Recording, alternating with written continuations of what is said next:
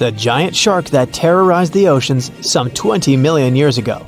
For 13 million years, this 60-ton beast dominated the warm waters of our planet. Though, some believe that the Meg still lives in the most remote and deepest parts of the ocean. It's a hot summer day. It seems only logical to go for a swim in the sea. You're floating on your back, completely relaxed. Your eyes are closed. Your breath is even. Water's pleasantly cool around your body. A light breeze touches your face. You feel calm enough to doze off. Suddenly, something bumps into your leg. Yanked out of your half-slumber, you begin to flail until you're face to face with the invisible danger. Luckily, all you spot is a couple of easily recognizable fins and cute smiley snouts. Phew, just dolphins. Guess you're lucky to meet them in the wild. These amazing creatures are so close, you can touch them. You've heard people say dolphins' skin feels rubbery, but to your mind, it's more like the inner part of a hard-boiled egg.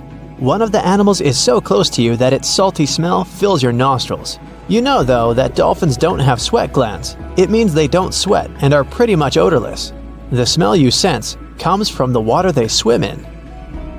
The largest and most ferocious predator to ever haunt the oceans, the Megalodon shark dominated the seas for centuries before coming extinct millions of years ago. However, scientists managed to discover very few remnants of the giant shark.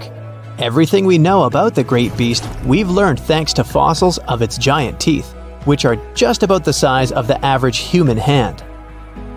A megalodon skeleton has never been discovered. Shark skeletons are made mostly of cartilage, meaning that they decompose quickly. Luckily, sharks continuously shed and regrow teeth throughout their lives.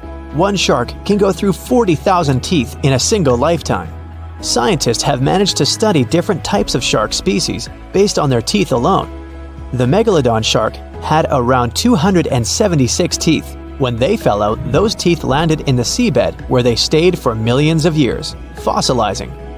Scientists found those teeth, and they're the only real record we have of the Megalodon's existence. Megalodon teeth have been discovered all over the world. It means that unlike other marine animals of its time, the Megalodon was intercontinental. Even today, most sharks and marine animals tend to stick to one sea or ocean. The Megalodon shark swam freely around the world, moving between tropical and subtropical waters. Megalodon teeth have been found in every continent apart from the freezing cold waters of Antarctica. When a megalodon makes a starring appearance in a movie or TV show, it's portrayed to look like a giant version of a great white shark. Scientists previously believed that the megalodon and the great white shark both descended from one common ancestor. Still, it's not true. In fact, it's more likely that the megalodon was the arch-enemy of the great white shark's ancestor, the broad-toothed mako shark. That means Megalodon wouldn't have looked so similar to the great white after all. In reality, the Megalodon would have a shorter nose than the great white, along with longer pectoral fins to give the giant shark a stockier and more threatening build. They both had an excellent sense of smell though, so even in prehistoric times, it wasn't a good idea to go swimming with a chunk of raw meat in hand. And it certainly isn't safe now. Whether the Meg's hiding somewhere in the depths, which some still believe is true, or it's gone forever, younger cousins will still be there waiting. Also, both of them like to go after big marine mammals, so they would certainly have things to do together. That is, until the Meg got moody and accidentally ate its friend. You never know. These guys had a different hunting style. Great whites prefer to dive straight towards their prey and find its softest spot, like exposed legs or underbelly. Sometimes, an entire tooth would be found embedded in a bone of some bigger animal, such as a whale. Without the main parts they use for swimming, poor sea animals were then helpless and unable to escape. Yet whales were just a smaller part of Megalodon's diet. Seals, sea cows, squids, dolphins, other sharks. The good old Meg probably wouldn't say no to some random school of smaller fish swimming into its mouth either. Nothing better than a good snack after a big tasty dinner. Even those giant turtles weren't safe with their thick shells. The Meg probably took them as a dare challenge on a daily basis. Scientists have used computer simulations to try and work out the hunting style of the ancient shark. Using this technology, scientists have discovered that the Megalodon's attack style was very different from that of modern-day sharks. Modern sharks dive straight for their prey's most vulnerable spot, For example, the soft underbelly of a seal. The Megalodon's teeth were uniquely suited to biting through tougher areas of cartilage. So, evidence suggests that a Megalodon would first chew the tougher fins of their prey, rendering them unable to swim away before launching into their final attack. Some people believe that the Megalodon is still alive today, lurking at the depths of the ocean's waters, but it's unlikely to be true. Megalodons are a warm water species, which means they would be unable to survive in the cold waters of the deep ocean. Most of the Megalodon's potential prey live in shallower waters, meaning there would be very little for the Megalodon to eat at deep sea level. Simply put, if there was an animal as big as the Megalodon still living today, we would have spotted it by now. It is unlikely that you'll run into a Meg though. The sharks, like us, preferred warm coastal waters. Deep ocean living would be too cold for the beasts, and food would be scarce. Their entire bodies would also have to evolve to avoid being squished by the enormous water pressure down there. It's unlikely they're still around, but not impossible. Some good news if you do run into one is that the shark is pretty unlikely to eat you. You are way too small a meal for the Megalodon, even if you have a couple of friends with you. This guy eats whales that are over 50 feet long. If you're having a beach party though, it's a different story. In a beach full of swimmers, the shark very well might creep up, scooping several humans into its giant mouth without even chewing. The fearsome name Megalodon comes from two Greek words, megas, meaning big, and odont, meaning tooth. Combined, they mean big tooth, and it certainly lives up to its name. Just one of its chompers is the same size as a human head. It had 276 humongous teeth in total, across 5 terrifying rows. In all of history, only a couple of saber-toothed cats and the T-Rex had consistently bigger teeth. Now that's a showdown I'd like to watch. The Megalodon vanished millions of years ago, leaving only huge teeth to be found by modern archaeologists. They literally disappeared with very few traces left. Scientists believe that over time, deep sea levels dropped and the ocean's temperature went down rapidly. Over a third of all marine life was wiped out as the oceans cooled and the number of animals at the bottom of the food chain plummeted. This had a catastrophic effect on the hungry predators at the top. Sorry guys. It became way too cold for these sun-loving sharks too, which made it difficult for them to reproduce since they gave birth in warm waters. The Megalodon is usually described as a sort of great white shark, but this is just a common myth. In fact, the ancestors of today's great white existed at the same time as the Meg, but they weren't best buddies and were even in competition with each other. The great white shark was a better hunter using its smaller size and agility to snap up the Meg's prey quickly. They were also known to eat Meg pups, who were only half their size. This didn't exactly help the whole extinction thing. While a great white was no match for an adult Meg in a head-to-head fight, they sure weren't scared of stealing their food. This only left the bigger fish and whales for the Meg, but its food supplies began to run out as whales swam to the cooler new seas. The whales adapted to prefer the colder temperatures, leaving our friend the Meg behind. The Megalodons either starved or were frozen into extinction by the Ice Age. Rather than a great white, the Megalodon is more like a modern bull shark. It had a short snout, a flat lower jaw, and huge pectoral fins to support its massive weight and size. As scary as they are, these sharks were actually caring family guys. Several Megalodon nursery areas have been discovered in Florida, Maryland, and Panama.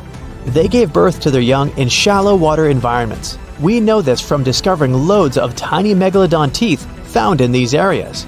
I wonder if they had nannies too. The Meg, aka Megalodon, roamed the oceans long after dinosaurs were wiped out by the Great Meteorite.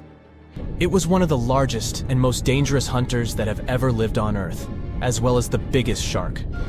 But then, about 3.6 million years ago, the last of its kind disappeared from our planet, leaving only huge teeth for modern archaeologists to keep finding. There are a few theories about why it could have happened, but scientists might have found the true reason. The Megalodon, which means big tooth, was the largest shark ever to exist. It reportedly lived around 20 to 3.6 million years ago and was truly enormous. Its bite was more powerful than that of a T-Rex, and likely any other powerful predator that has ever roamed this planet. It's probably not surprising since this marine creature had extremely strong jaws that could span from 9 to 10 feet wide. That's enough to swallow two grown-up people side by side. The jaws were also lined with 276 teeth, and they reached 7 inches in length. That's as long as a small hedgehog. Once these teeth got worn down, the shark got rid of them and grew new ones. Such large sedated teeth helped the Meg to eat meat easily. The shark itself could grow up to 59 feet long. That's twice the length of a London double-decker bus. The animal was also pretty heavy. While a fully grown T-Rex weighed about 8 tons, the weight of a large Megalodon could be more than 30 tons. With no competitors, the enormous shark was the real king of the oceans. It hunted other sharks, large fish, and even whales. Then why did such a magnificent creature disappear from the face of the earth? The previous theories mentioned the great white shark. The Megalodon is usually described as some gigantic version of this marine animal. And this is a common mistake made because most people think these creatures were related. But in reality, the Meg looked more like a modern bull shark. Its snout was snout, its lower jaw was rather flat, and long and massive pectoral fins supported the animal's weight.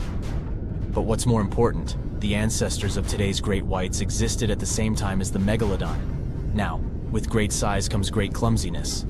And although the Meg was huge and powerful, it was also not as nimble as smaller and quicker great white sharks. Great whites could have rivaled the Megalodon for food, and were often more successful hunters thanks to their agility. They couldn't fight the Meg openly, but were fast enough to steal its food. So according to this theory, the only food left for the Megalodon were whales and equally big marine animals.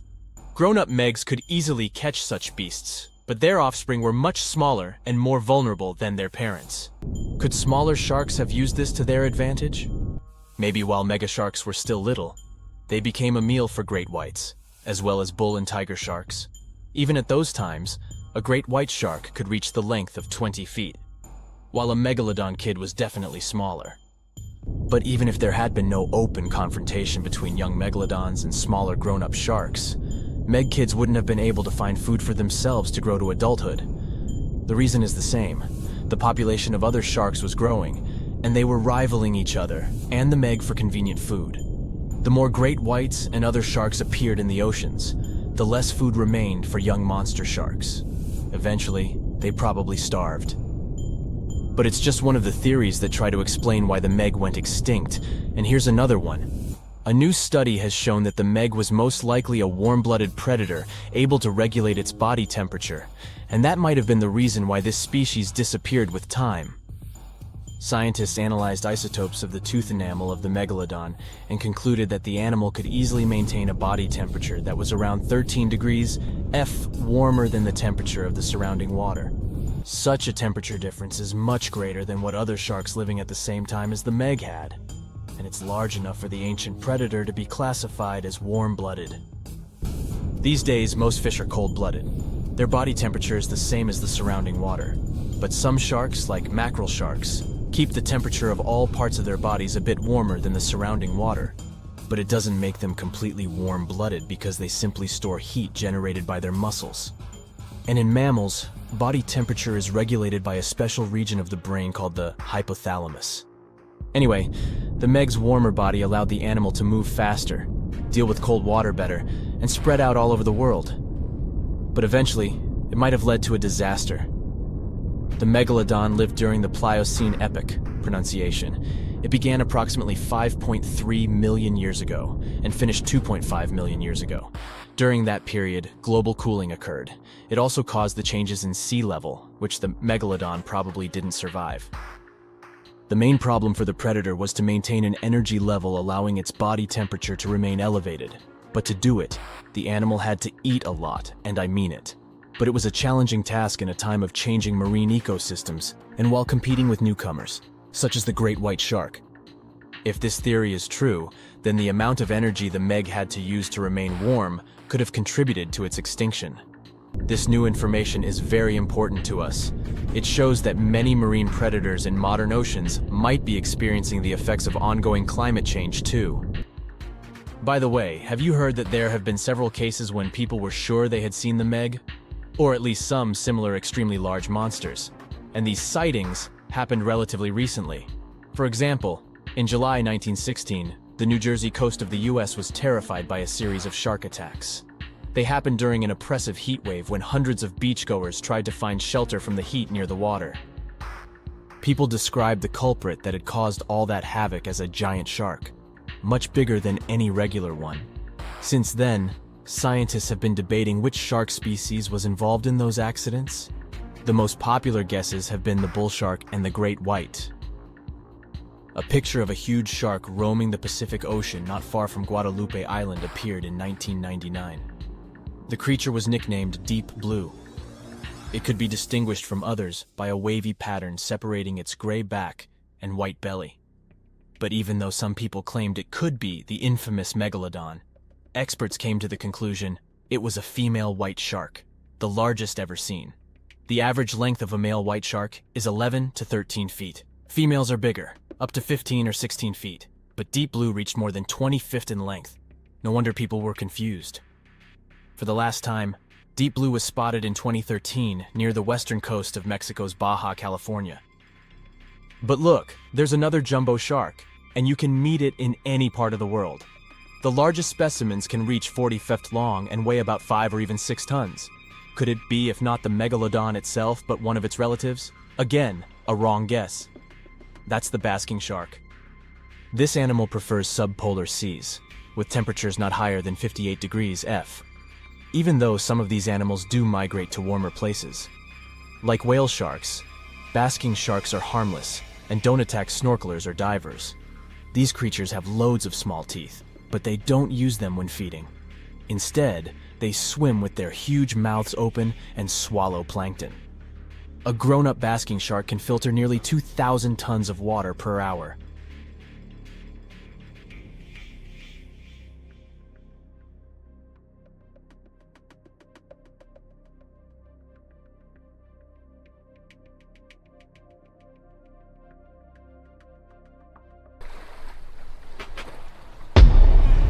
Many terrifying animals live deep beyond the waves, like this vampire squid living 3,000 feet below the surface in almost complete darkness. This animal has a cloak, like a vampire's. That's why it's called the vampire squid. Deep down at the bottom, it can't use ink to defend itself. So this animal has developed an unusual tactic. It glows slightly to scare away predators. If this tactic fails, the vampire squid can turn its body inside out, revealing tiny spikes. When you translate its scientific name, Vampiroteuthis infernalis, it literally means vampire squid from the nether. Despite its terrifying looks, it's a harmless ocean animal. This previous creature was not from space, but this object definitely is. Before Elon Musk found a way to reuse rockets, NASA would simply drop old ones after launching astronauts into space, most of the time in the ocean or deserts.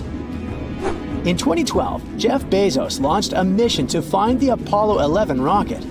They found it by using sonar, but it was in terrible condition. It was sitting on the bottom of the ocean, not far from the predicted site. They were able to rescue the engine and reconstruct 2 of them. The most famous lost city is Atlantis, but sadly, we still haven't discovered it. However, Heraklion was also just a myth until one British pilot saw something that looked like a city while flying over the Mediterranean Sea. He reported it, and 60 years later, a group of divers went there. They were shocked when they found an entire city underwater. It was loaded with artifacts that could tell us a lot about the history of the place. Now, it's one of the best underwater archaeological sites in the world. It's believed that the rising sea caused the whole city to go underwater. The Titanic sank in 1912. The wreck was claimed to be officially discovered 74 years later. In reality, though, a fisherman found the Titanic 8 years earlier while fishing in the Atlantic Ocean. He was pulling out his net when he spotted a head stuck in it. Luckily, it was just a doll's head. Years later, after the fisher had passed away, his son sold the doll to a doll collector. She did a lot of digging and research on every person who had a porcelain toy on the Titanic. She found the owner of the doll. Ava Hart was on the Titanic and had a doll with her. Ava survived the catastrophe by a miracle, but her toy didn't. Hart even wrote about the doll in her journal, and every detail matched the toy found by the fisherman. The tripod fish lives deep in the abyssal zone, around 20,000 feet below the surface. It's adapted to such immense depths and uses its tripod fins to stay still on the bottom. This creature doesn't have big eyes, but even if it did, these eyes would be useless in the darkness. Instead, the tripod fish uses its fins like antennas to detect any movement in the water. This creature doesn't have much luck when it comes to its love life, so it had to develop unique tactics to reproduce. One fish can be both male and female. The next bizarre creature is the lizardfish. It has tons of razor-sharp teeth, a huge mouth, and really big eyes, which it uses for hunting.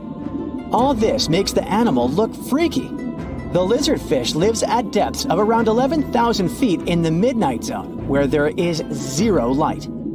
This freak of nature basically eats everything it can fit inside its mouth, from small fish to other lizardfish. On the other hand, when they see other reptile fish, they probably fall in love instead, because finding mates at those depths is not an easy task. Like the tripod fish, the lizardfish can be both male and female at the same time. When you think of a river, you usually picture it on land. Still, nature is quite unpredictable, and it created a river flowing under the ocean in California. It's running at a depth of around 2 miles. This river has everything that an ordinary river has: sunken logs, trees, and rocks. And despite its uniqueness, it's not the only one in the world. There are also others in the Amazon and Greenland. A terrifying creature was discovered near Angola's coast by a remote operating vehicle. It looks like it doesn't have a head or a body. It was sitting at a depth of around 4,350 feet below the surface. After doing research, scientists concluded it wasn't anything from a sci-fi movie, it was just a cluster of siphonophores stuck together. In 2015, some random guy was diving in Caesarea, and something shiny caught his eye. He reached out, grabbed it, and realized it was a gold coin. After that, he examined the bottom and found out that there were many more. He reported the incident to the local authorities, and they concluded that he had found Arabic treasure. The coins were made of solid 24-karat gold and were a few thousand years old, but due to the perfect salinity and temperature, they looked brand new. The coins belonged to a ship carrying cargo. It was caught up in a storm and unfortunately sank. One of the weirdest things ever discovered was found in the Baltic Sea. It's an anomaly that looks as if it was created by a different civilization. It was discovered by Swedish researchers, and they basically had no idea what it was. They had to ask tons of other scientists for their opinions. When you look at this formation from above, it's 200 feet long and looks exactly like a fallen spaceship. It's hard to believe that it's a natural formation, but spoiler alert, it's totally made by nature because the Baltic Sea has gone through many erosions throughout history. Most likely, the bizarre formation is the result of these processes. A group of divers in Madagascar were shocked when they found this 7-foot monstrosity of a knife on the seafloor. The speculation started immediately, and many said that the knife was from some giants that had fought megalodons and lived on Earth thousands and thousands of years ago. That could make a nice story, but the knife is most likely a movie prop that was lost at sea. One of the ocean's most bizarre animals is the frilled shark. It's believed that this fish is the reason for all those sea serpent stories that sea explorers of the past wrote about. These animals live pretty deep in the ocean, but sometimes they can be seen in shallow waters. It's super rare, but possible. The frilled shark has a big mouth sporting around 300 teeth. It also has a long body that looks like a lizard's, and it is truly a unique species of shark. Its prey can be half of its size because this shark's stomach is like that of a snake, and it can swallow huge fish or crustaceans. Spotting a few worms in your garden is no big deal, but after seeing a 26-foot-long one in the ocean, you will make your wetsuit a little wetter. This worm is super rare, and it's completely harmless to humans. It's actually not a giant worm. It's a cluster of zooids that are stuck together in a worm-shaped formation. They usually only eat plankton, bacteria, and other tiny things that can be found in the ocean. Probably the scariest thing in the ocean that is 100% real is the magna pinna, which can be found at crazy depths of 20,000 feet below the surface. This monster looks like an underwater Slender Man, but it's just a squid with really long tentacles that can reach a terrifying size of 8 feet. This guy has only been seen a few times, and basically, we don't know much about this creature so far. You are a marine biologist who is on a mission to explore organisms that live in the deeper and darker parts of the ocean. As you prepare to dive, your ship's object detection system starts beeping. Something within the water is approaching, and it's really fast. And it seems like it's a Megalodon! You try to take your oxygen tank and other diving equipment off to prepare for what's to come. But in the blink of an eye, the Megalodon attacks your ship, breaking it into 2 pieces like the Titanic. You fall into the cold waters of the ocean. You immediately try to swim back to the surface in a panic, but the Megalodon notices you. You know you're not fast enough to escape. As the Megalodon swims towards you, your survival instinct takes control. You curl your body to minimize its surface area and decrease your risk of injury. Then the Megalodon opens its 11-foot-wide mouth. The force of the water pushes you against the back of its throat, which is wide enough to fit a small car. Fortunately, you are able to grab onto one of its 276 teeth as tightly as you can until its jaw slaps shut with a loud banging sound. Thanks to that, you don't immediately end up in its stomach. You are in its mouth, standing on its tongue, which is almost larger than a couch. With panic, you try to push your way out of its mouth, but its jaw muscles are extremely strong. You start waiting for it to open its mouth on its own so that you'll swim out. But when it finally does, the water pressure is so strong that it even pushes you further back from its throat. You try holding onto the roof of its mouth, but it is too slippery for you to get a grip on. So you finally end up in its stomach. It's so dark inside there. While your eyes slowly adjust, you start hearing its heart. There is still no oxygen, so you keep your diving gear on. Good thing you didn't get a chance to take it off before. However, if you were able to take your snorkel off, it would smell rotten due to the methane gases. You start looking around and see the stomach is full of the remains of the Megalodon's previous meals. There are skeletal remains of fish and sharks all around, and even other divers who weren't as lucky as you. Fortunately, the wetsuit you're wearing is super protective.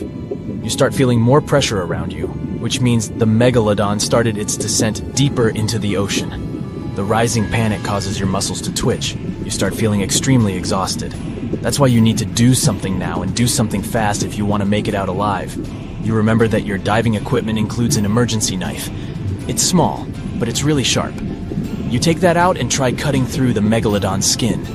The Megalodon's swimming slowly gets weird as you continue trying to cut your way out. You can tell it doesn't want you inside itself anymore, so it finally barfs you out, making you the only survivor of a Megalodon attack. It was the largest fish our Earth had ever seen, and its bite was strong enough to crush a car. The largest of its teeth found was the length of a remote control. It consumed about 2,500 pounds of food a day. That's like 3,300 cans of tuna for you. The earliest Megalodon fossils are from about 20 million years ago, but you won't see its skeleton, and that's because the mighty Meg had no bones. A skeleton made from bones gives most animals their body shape and strength. Sharks, though, come from the same subclass as rays, skates, and sawfish and have cartilage instead of bones. Cartilage is a tissue that is softer and more flexible than bones, but it's still tough enough to shape the body and protect the internal organs. Some areas are more flexible since cartilage is weaker, and some, like the shark's head, are much tougher thanks to calcified cartilage. Their snouts, though, are made of really soft and flexible cartilage to work like a bumper in case of a collision with some dangers. Who knows if they'd be able to do all this with a heavy skeleton? Plus, cartilage makes their jaws more flexible, and they can open their mouths much wider than they would with a jaw made of bone. Our hero, Meg, was no exception, and it had the strongest bite of all living creatures, which was also made possible by a skeleton made of cartilage. Sharks take full advantage of their cartilage. It helps them swim and turn fast while hunting. One drawback of this type of skeleton is that it was really tricky for scientists to establish the shape and size of Meg. Normally, they would do it using fossilized bone skeletons or their parts. With Meg, they had to guess based on the teeth they found and comparisons with living relatives. A more recent 3D computer model was based partially on scans of a preserved spine discovered in the 1860s. The model showed that Meg was bigger, faster, and even hungrier than scientists had previously thought. Looks like an average Megalodon was 52 feet long. That's slightly bigger than the height of the Hollywood sign and weighed 10 times as heavy as an elephant. There were also much bigger creatures. Scientists still aren't sure how the Megalodon got this size. The fact that there were bigger and smaller Megs probably has to do with a little something called Bergmann's rule. It says that the temperature of the surrounding environment affects the animal's body size because they either need to conserve or shed heat. The Megalodons that reached cooler waters probably needed more body weight to make sure they survived in low temperatures. Those living in warmer waters had to be smaller to avoid burning up. If the researchers were correct in their calculations, it also means that Meg reached a cruising speed of over 3 miles per hour, which is much faster than other sharks. The still-living great white shark can cover a distance of nearly 7,000 miles without stopping, which is 9/10 as long as the diameter of Earth. It looks like the Megalodon could have gone much further. Megalodons managed to survive on our planet for nearly 70 times longer than humans have.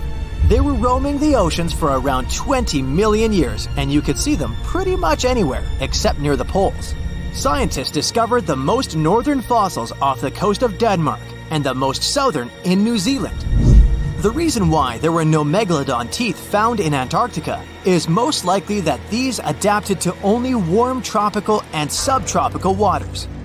The younger ones like to keep to the shores, while full-grown adults preferred coastal areas, but they could easily move into the open ocean as well.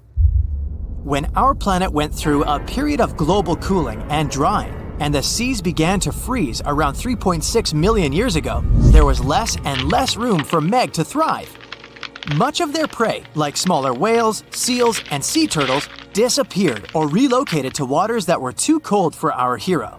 And at the same time, the number of its natural competitors, like smaller predatory sharks, like the great white shark, and whales, increased. This shifting food chain dynamics could have been even more dangerous for the Meg than the cold ocean water. You're used to seeing them on the big screen as heartless monsters, but these huge sharks were actually loving and caring family guys. Scientists discovered several Megalodon nursery areas in Florida, Maryland, Panama, and off the coast of Spain. It looks like they gave birth to their young in shallow water environments. Then, little Megs would stay there with adults protecting and raising them until they were ready to fight off predators. The mighty Meg had 276 teeth in 5 rows in its mouth. Similar to other sharks, it was fast in replacing its worn-out or lost teeth. With 4 or 5 rows of teeth in its mouth, it basically acted like a conveyor belt, able to grow back damaged or missing teeth. This means that an adult Megalodon probably would have grown several thousand teeth throughout its lifetime. Although the great white shark is often mentioned as Meg's closest relative, they'd hardly be distant cousins. The ancestors of today's great white existed at the same time as the Meg, but they weren't best friends and even rivaled each other. The great white shark wouldn't win in a head-to-head fight with a Meg, but it was a better hunter using its smaller size and agility to snap up the giant's prey quickly. This only left the bigger fish and whales for the Meg, but its food supplies began to run out as the whales swam to the cooler new seas. Rather than a great white, the Megalodon is more like a modern bull shark. It had a short snout, a flat lower jaw, and huge pectoral fins to support its massive weight and size. We also speak of Meg as an extinct giant, but can we be 100% sure it isn't hiding somewhere as we speak? After all, we've only explored 5% of our oceans altogether. The Mariana Trench is the deepest oceanic trench on Earth, and you could dip the whole of Mount Everest in its deepest part, and over a mile of it would still be above the surface. If a megalodon or two needed a place to hide, that would be the perfect spot. It wouldn't be the coziest place to live, though, with its cold water and total darkness. Plus, the pressure there is 1,000 times stronger than at sea level. So, if a Meg really were hiding down there, it would have serious issues with its teeth, because calcium would dissolve under that pressure. To survive here, it would also need to learn to navigate in complete darkness. That means it would have either become bioluminescent or evolve to grow massive eyes like the giant squid. If the Meg were still around and true to its dietary choices, it would have to eat smaller fish, and that would be a problem for us humans. Especially those of us who love fish, that is. And the ocean isn't cooling down these days. The Megalodon would love its temperature and would thrive and reproduce faster than ever. Those giants would create some massive problems for cargo ships and cruising vessels. In case you're now scared at the thought of meeting a Megalodon, relax. Most scientists don't think it's possible because of our hero's size. Most foods that megalodons like to eat live in shallow ocean areas and not in the deep, deep sea. Meg would need to come up for dinner every now and then, and it's kinda hard to miss a creature this big. They're both giant prehistoric creatures to us, but the megalodons and the dinosaurs never actually coexisted. The dinosaurs probably died out about 66 million years ago. Megalodons seem to have appeared a bit later. If you're into mushrooms and eat them a lot, you'll love the honey mushroom. It's larger than any plant out there: watermelon, pine tree, even baobab. It's even bigger than an elephant or a megalodon. The mushroom covers miles and miles of the Malheur National Forest in Oregon, and it's the oldest organism on our planet. Some are up to 8,650 years old. The Amazon rainforest is so huge that it can be found in 9 different countries in South America. The Amazon River stretches for over 4,000 miles and is the second longest river in the world after the Nile. But there's one river in South America that's even bigger than the Amazon, 2 times bigger. It's the Hamza River. So why isn't it on the map? Because it runs 2.5 miles under the Amazon. Deep in the Amazon, you'll find a river whose name means boiled by the sun. Well, it's not actually boiling, but it can reach the temperature you'd need to cook pasta in. The river is steaming, which is a warning for wildlife to stay away. A hot river usually means there's a volcano nearby, but the closest volcano is miles away. The largest known super ant colony, made up of Argentine ants, was found in southern Europe. It's 3,731 miles long. New York to LA is only around 2,500 miles. There are millions of nests and billions of worker ants in it. Those ants are so smart that they can even recognize their peers from opposite ends of the colony.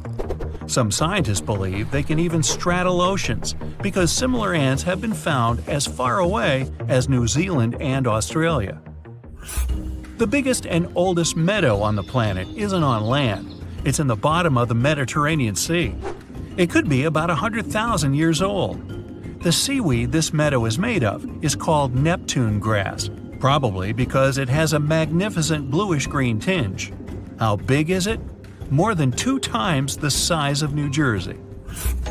The largest bird flock ever seen was made up of about 1.5 billion birds swarming over Africa.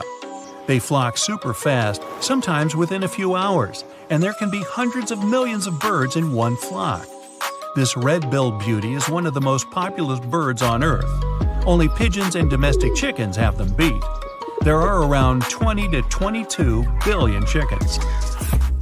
As for animals, rats run the world. There are rats everywhere, and people used to say there were just as many rats as people. Turns out it's not true, but it sure feels like that sometimes. If you want to live in a completely rat-free zone, try moving to Antarctica.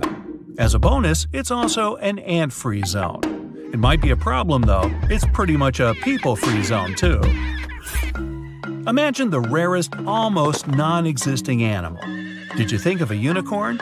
Well, back here in real life, saolas are also called Asian unicorns because of their unique horns and the super low probability that you'll ever run into one. They resemble antelopes, even though technically they're cattle. Researchers don't know a lot about them because you'd have to see one to study it. Pando, not pandas, although these guys are unique too, is not just a tree or a forest like many people think. It's a whole tree colony of quaking aspens. The trees get their name from a weird quacking sound they make whenever wind passes through their branches. All the trees are genetically identical. In Utah, there's a tree colony made up of around 47,000 aspens. It covers the area of 2 Washington, D.C.s. 32,000 years ago, there lived a squirrel who loved seeds, and one day it hid some to feast on later. They stayed hidden for 32,000 years. It isn't the plot of a cartoon or fairy tale. This story is completely true. Scientists managed to find seeds hidden in permafrost over 100 feet down, and they even brought them back to life. What a cute ancient white flower.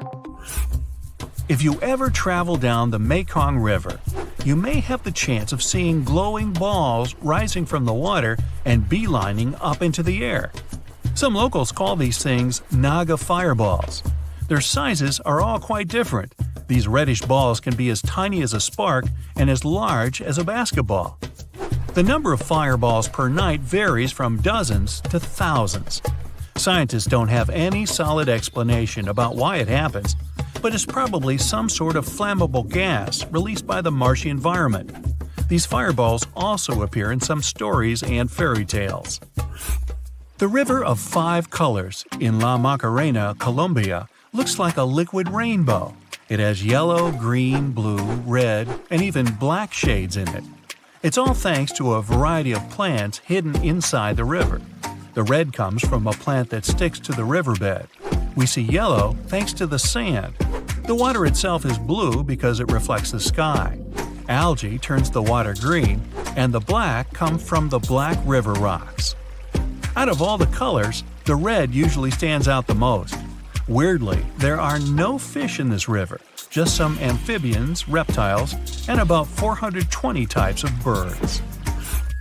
People who live in the rural central part of Norway near the Hessdalen Valley often witness floating lights of different colors.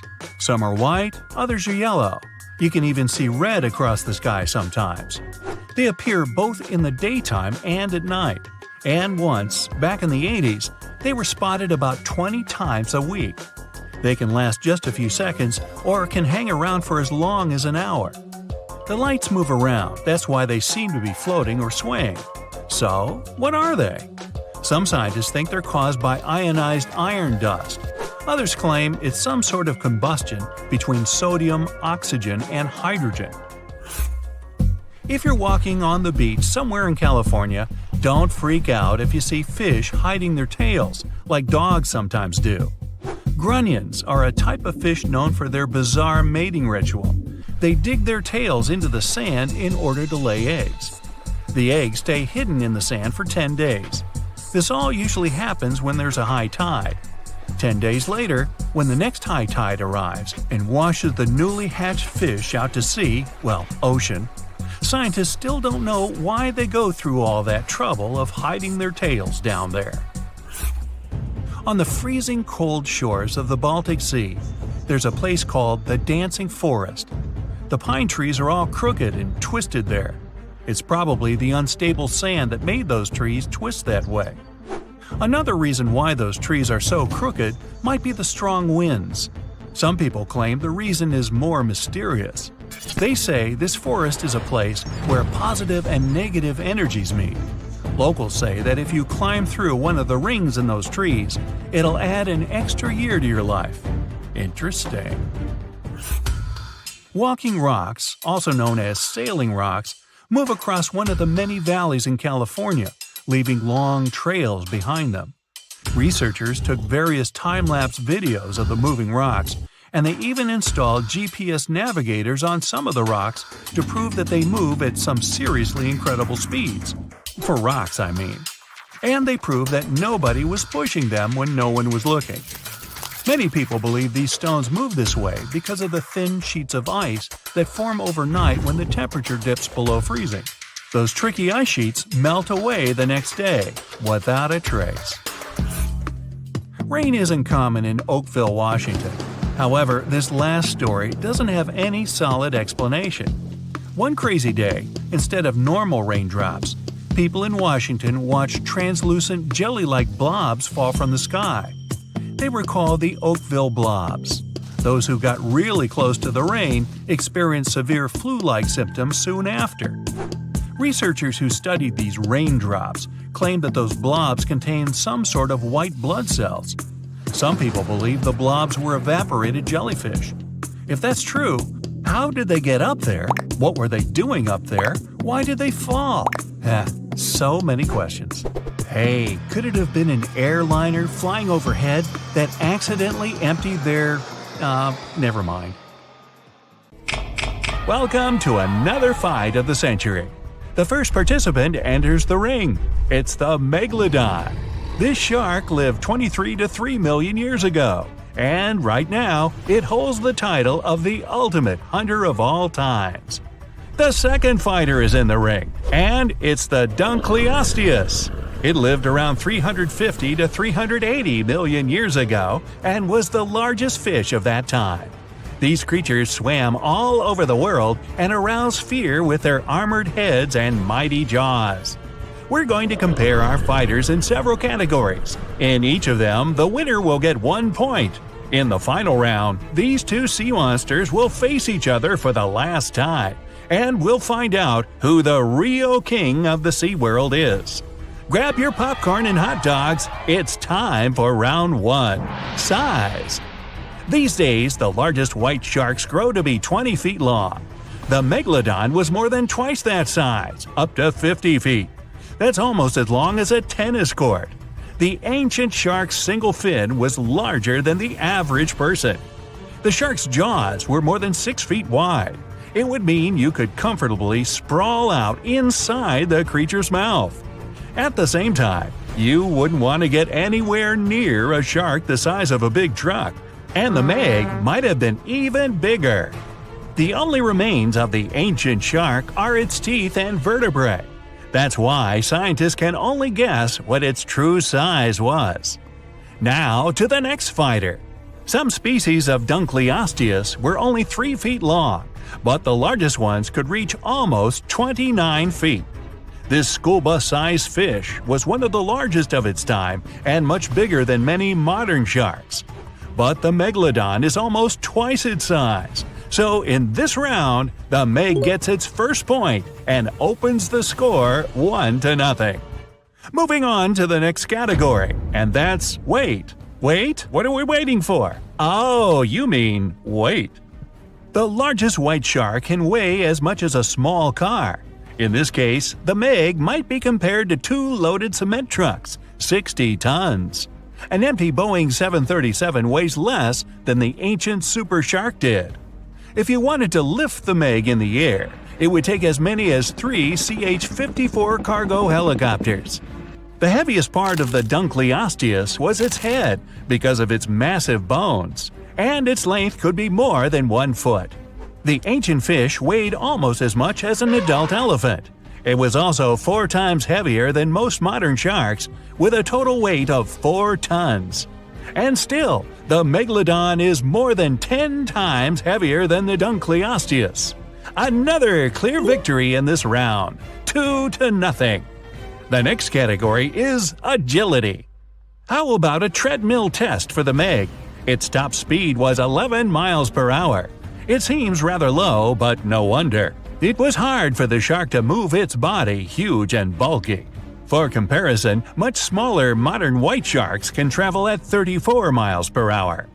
The fastest human can swim at almost 5 miles per hour, which means people wouldn't be able to escape from the Megalodon in the water. But the ancient shark had trouble turning. Its mobility could be compared to a large cargo plane in the sky. The Dunkleosteus, with all that heavy armor on its head, had perfect protection from all kinds of enemies. That's why it didn't need to be a good swimmer to get away from danger. Besides, it was the biggest fish in the ocean, meaning it had nothing to be afraid of. Still, the creature was smaller than the Meg. Its relatively compact size, plus agile lower fins and strong tail, made the Dunkleosteus speedier than the ancient shark. So, in this round, Dun gets its first point.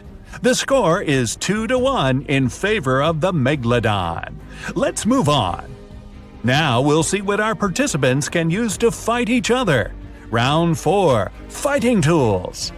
The Meg's teeth were almost as long as your forearm, some of the largest teeth that ever existed.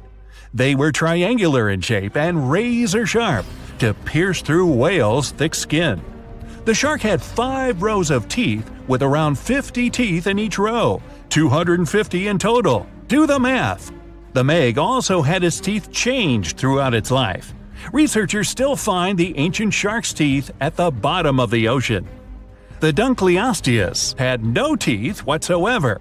Its jaws were formed from long bony plates. They were incredibly sharp and shaped into long slicing edges. The coolest thing was that these edges could self-sharpen.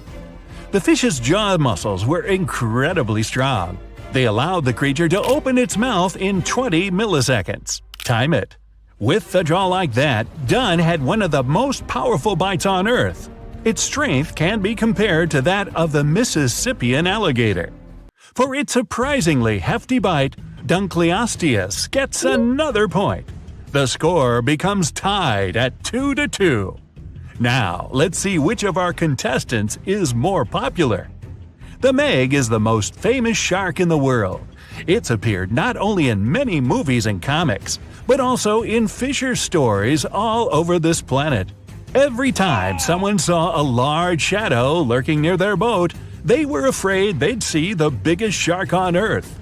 Some people think that megalodons are still alive. They're simply hiding somewhere deep under the surface, for example in the Mariana Trench.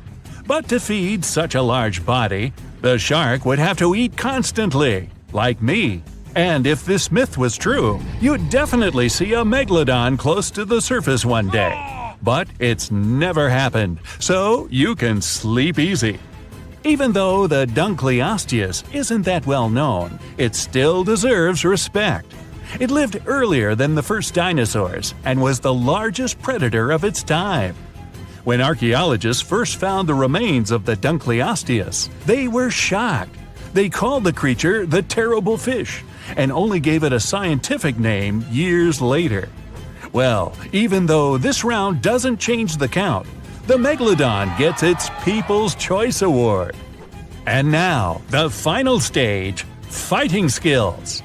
The Megalodon has the title of one of the best hunters ever. Scientists have been able to figure out the ancient shark's hunting tactics. They learned that these creatures somehow knew where their opponent's vulnerable spots were. They hit vital organs and were quick to disable their enemies. Sometimes these ancient sharks would also aim at the fins of larger sea creatures to immobilize them. It left the bigger opponents defenseless and unprotected. Another tactic the Meg used was a battering ram approach. The massive shark would crash into a whale, leaving it with no chance to escape. In other words, intellect and strategy were the Megalodon's most important skills. At that time, the Meg was the largest shark in the world. But in the oceans, there were creatures much larger than that. For example, whales. And the Meg didn't always have the courage to charge them. As for the Dunkleosteus, its trump card was its powerful jaws. Usually the fish would swim toward a smaller animal. Then, in a split second, it would open its huge mouth, and the future meal would be pulled inside along with water. As the creature matured, its jaw shape changed. That's why, after being born, it could feed only on large, soft fish. But as it aged, it got the ability to bite through tougher stuff. And later in life, the Dunkleosteus began to munch on sea creatures with hard shells, or basically any sea animal that existed at that time. Anyway, it's up to you to decide who gets the point this time.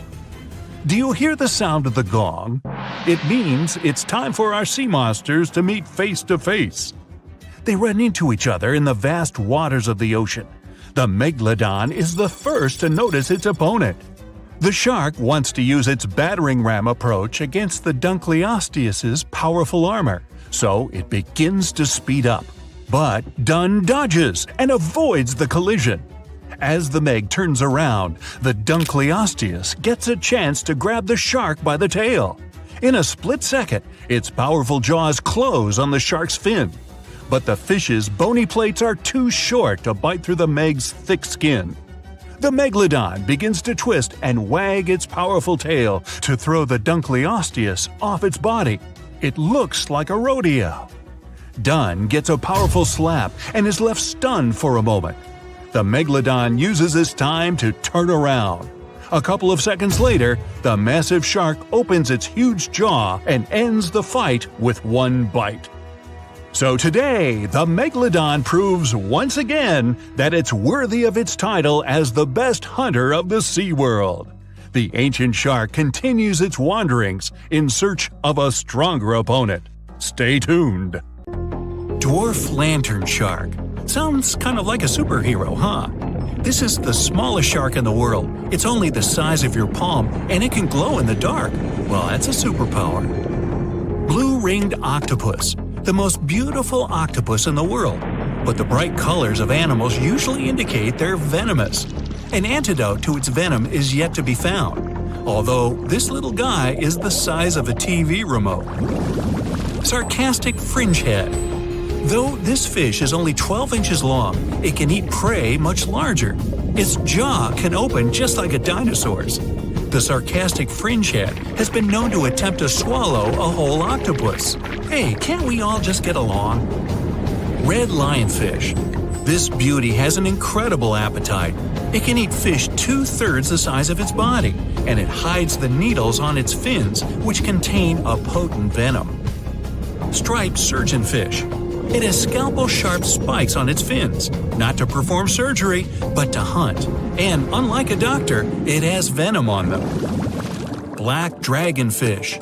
This is the only fish that can produce infrared light thanks to the chlorophyll in its eyes. It lives only at a depth of 6,600 feet, and you can only reach that depth in a special submarine. Reef stonefish.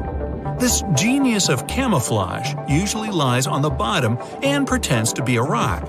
Tourists can often step on it, and sharp needles on its back can easily cut even through the hard sole of a boot. Viperfish. This fish, the size of your forearm, has the largest teeth in relation to its head in the world. But you're unlikely to encounter it because it lives at a depth of 13,000 feet. Lamprey. These are parasites that stick up to other creatures and live off of them. Only these guys are 10 times bigger than the average river leech. Mega piranha. The most aggressive fish in the world, the size of a Doberman dog. A pack of these guys could leave nothing of an entire cow in just a couple of minutes. Fortunately for all of us, they ceased to exist 8 million years ago. Whew! Black pacu. Pretty ordinary big fish until it opens its mouth. It has human-like teeth, and the richest black pacu even had golden dental crowns. Just kidding. Payara, the most dangerous freshwater resident. It can swallow prey half its size. Even piranhas fear this monster. Anglerfish. It has a fishing rod on its head. It's a bait that lures small fish right into the mouth of this hunter. Slender snipe eel. It's very long and flexible due to the number of vertebrae in its back. There are 750 of them. By comparison, we only have 33 to 34 vertebrae. Barracuda. Its jaw is similar to that of a great white shark, but its trademark is speed. It would beat any Olympic swimmer at 29 miles per hour. Ocean sunfish. It's a fish the size of an adult person, and it's the heaviest bony fish in the world. Although peaceful, thank goodness, they sometimes damage the bottoms of small fishing boats. Frilled shark. Its length would allow it to successfully play basketball. It hunts with the strategy of a snake. The shark bends its body and then makes a sharp dash forward, and it has 300 teeth. Plenty of frills there. Electric eel. Its feature is its electrical organs, which can discharge 4 times as much as a normal household socket. The electric eel shock can easily stun a large horse. Box jellyfish. It doesn't just drift in the waves near a shore like a regular jellyfish. Oh no! These guys are very fast and can even catch up with a person in the water. And their sting is hazardous. They don't look for trouble, but they're always ready to defend themselves. Goblin shark. Its snout ends in a long blade-like outgrowth, and its jaw could extend all the way to the end of the snout. It's one of the most terrifying sharks in the world, despite its tender pink color. Saltwater crocodile. This is the most bad-tempered crocodile on the planet, and one of the largest at 20 feet. They're not afraid of humans and only consider us as food. Hey, don't snack on me. Great white shark, the most notorious inhabitant of the oceans. Once, a great white shark pierced the bottom of a tourist yacht. The boat sank, but luckily no one was injured or eaten. Greenland shark. These are the real long livers of the marine world. They have a very slow metabolism and can live up to 300 years. For comparison, the oldest human was 122 years old. Giant oarfish. This fish is as long as a giant anaconda, and it holds the title of the largest bonefish in the world. Giant manta ray. This creature might look like it's smiling, but it'll rush at you without hesitation. They reach up to 16 feet in diameter and have a very sharp spike with a neurotoxin. Great. Orca. They can swim at the speed of a car and are as big as a large minivan. And they're the only sea hunters that can jump out onto the coast and grab their prey there. Dunkleosteus. This guy was the size of a limousine. Although it had no teeth, it had bony plates that gave it one of the strongest bites among sea creatures. Camarasaurus. This is an ancient clam of incredible size, but 90% of its entire body was a cone shell. It was heavy, which prevented it from moving very fast. So most of the time, Camarasaurus lay motionless on the bottom, waiting for small fish to swim by. Kronosaurus. It was similar to a crocodile, only several times larger. The remains of one of them contained dinosaur bones, so Kronosaurus hunted not only in the sea, but also on land. Helicoprion. One of the few species to survive the Triassic extinction event. It did so thanks to its high intelligence and a powerful fighting tool, the circular saw-shaped jaw on its nose. Elasmosaurus. Its appearance resembles a giraffe, only twice as big. And these guys were real travelers. They swallowed small rocks to grind their food. 300 rocks from all over the world were found in the remains of one of them. Colossal squid. It weighs as much as 2 polar bears and is 5 times as long as a human. They're extremely rare, but still exist far out in the cold waters of our planet. Humpback whale. Like ordinary whales, they feed on plankton and small fish, using their mouth as a huge net. They use their giant tail to stun large schools of fish. Mosasaurus. Aren't you impressed that I can say these Latin names? No? Oh well. The Mosasaurus were as big as a subway car and were the kings of the seas 66 million years ago. Their jaw and skull were snake-like, and they could swallow their prey whole. Today, we can still find their relatives, the monitor lizards. They monitor where you go. Not really. Melville's Leviathan. Now this guy had the biggest teeth ever known. They were basically as big as half your hand, and their appearance resembled something between an orca and a sperm whale. Leadsichthys. They were bigger than a school bus, but they weren't hunters. Their large size prevented them from being fast, so they fed mostly on plankton. Megalodon.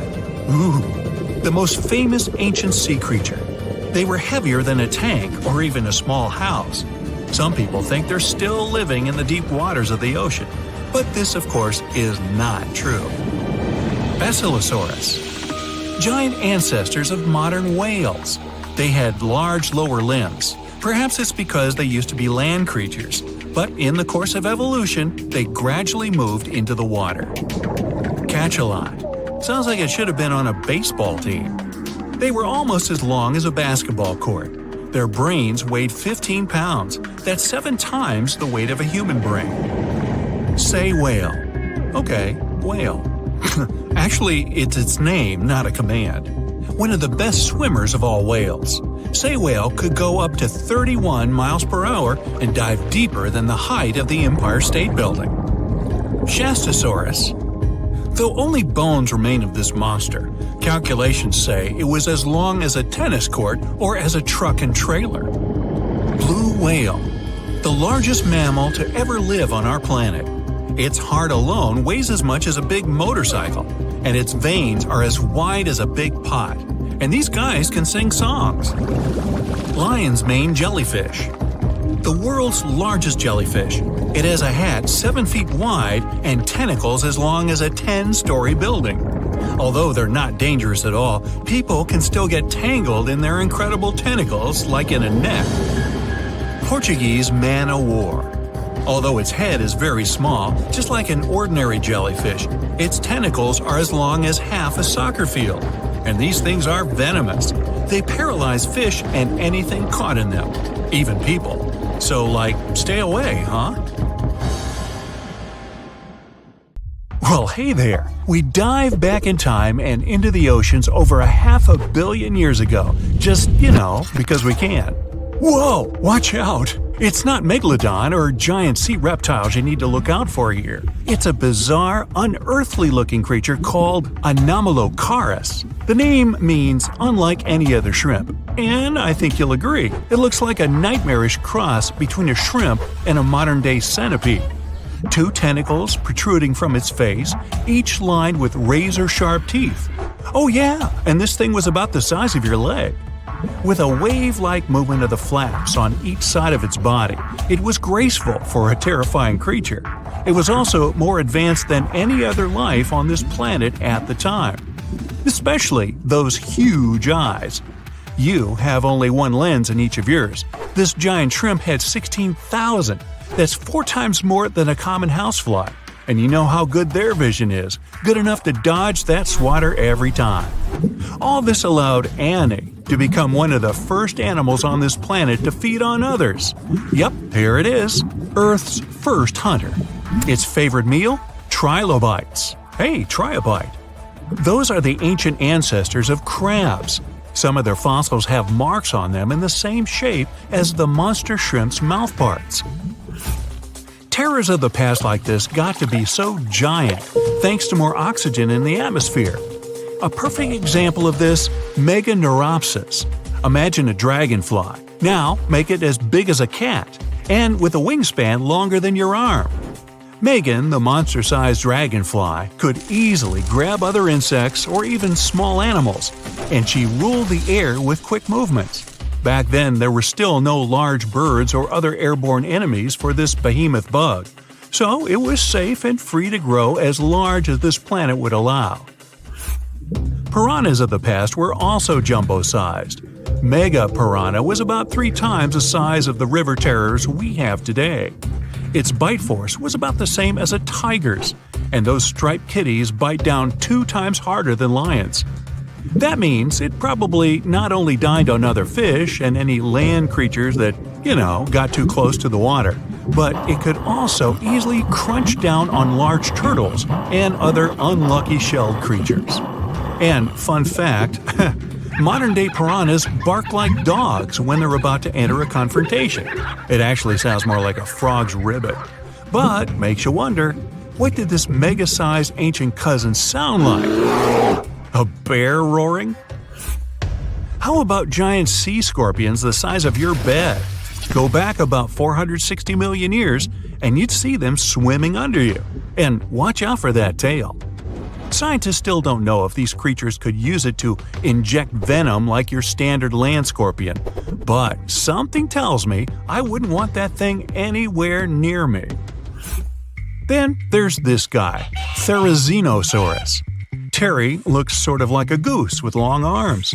Oh, and did I mention this goose dino is about 2 stories tall and longer than a bus? Yow! Its arms make the T-Rexes look even more bite-sized, each 8 feet long, almost triple the length of T-Rexes. And on the end, razor-sharp claws the size of your whole arm. Now, don't worry about those lengthy claws too much, though. Terry probably used them to cut through giant termite nests. So, this huge reptilian goose was more interested in eating bugs and plants. Another mega monster for you, Megatherium. The giant ground sloth could look a giraffe straight in the eye and weighed as much as a hippo. It moved mainly on its hind legs and used its massive tail as support. It had huge paws with colossal knife-sized claws.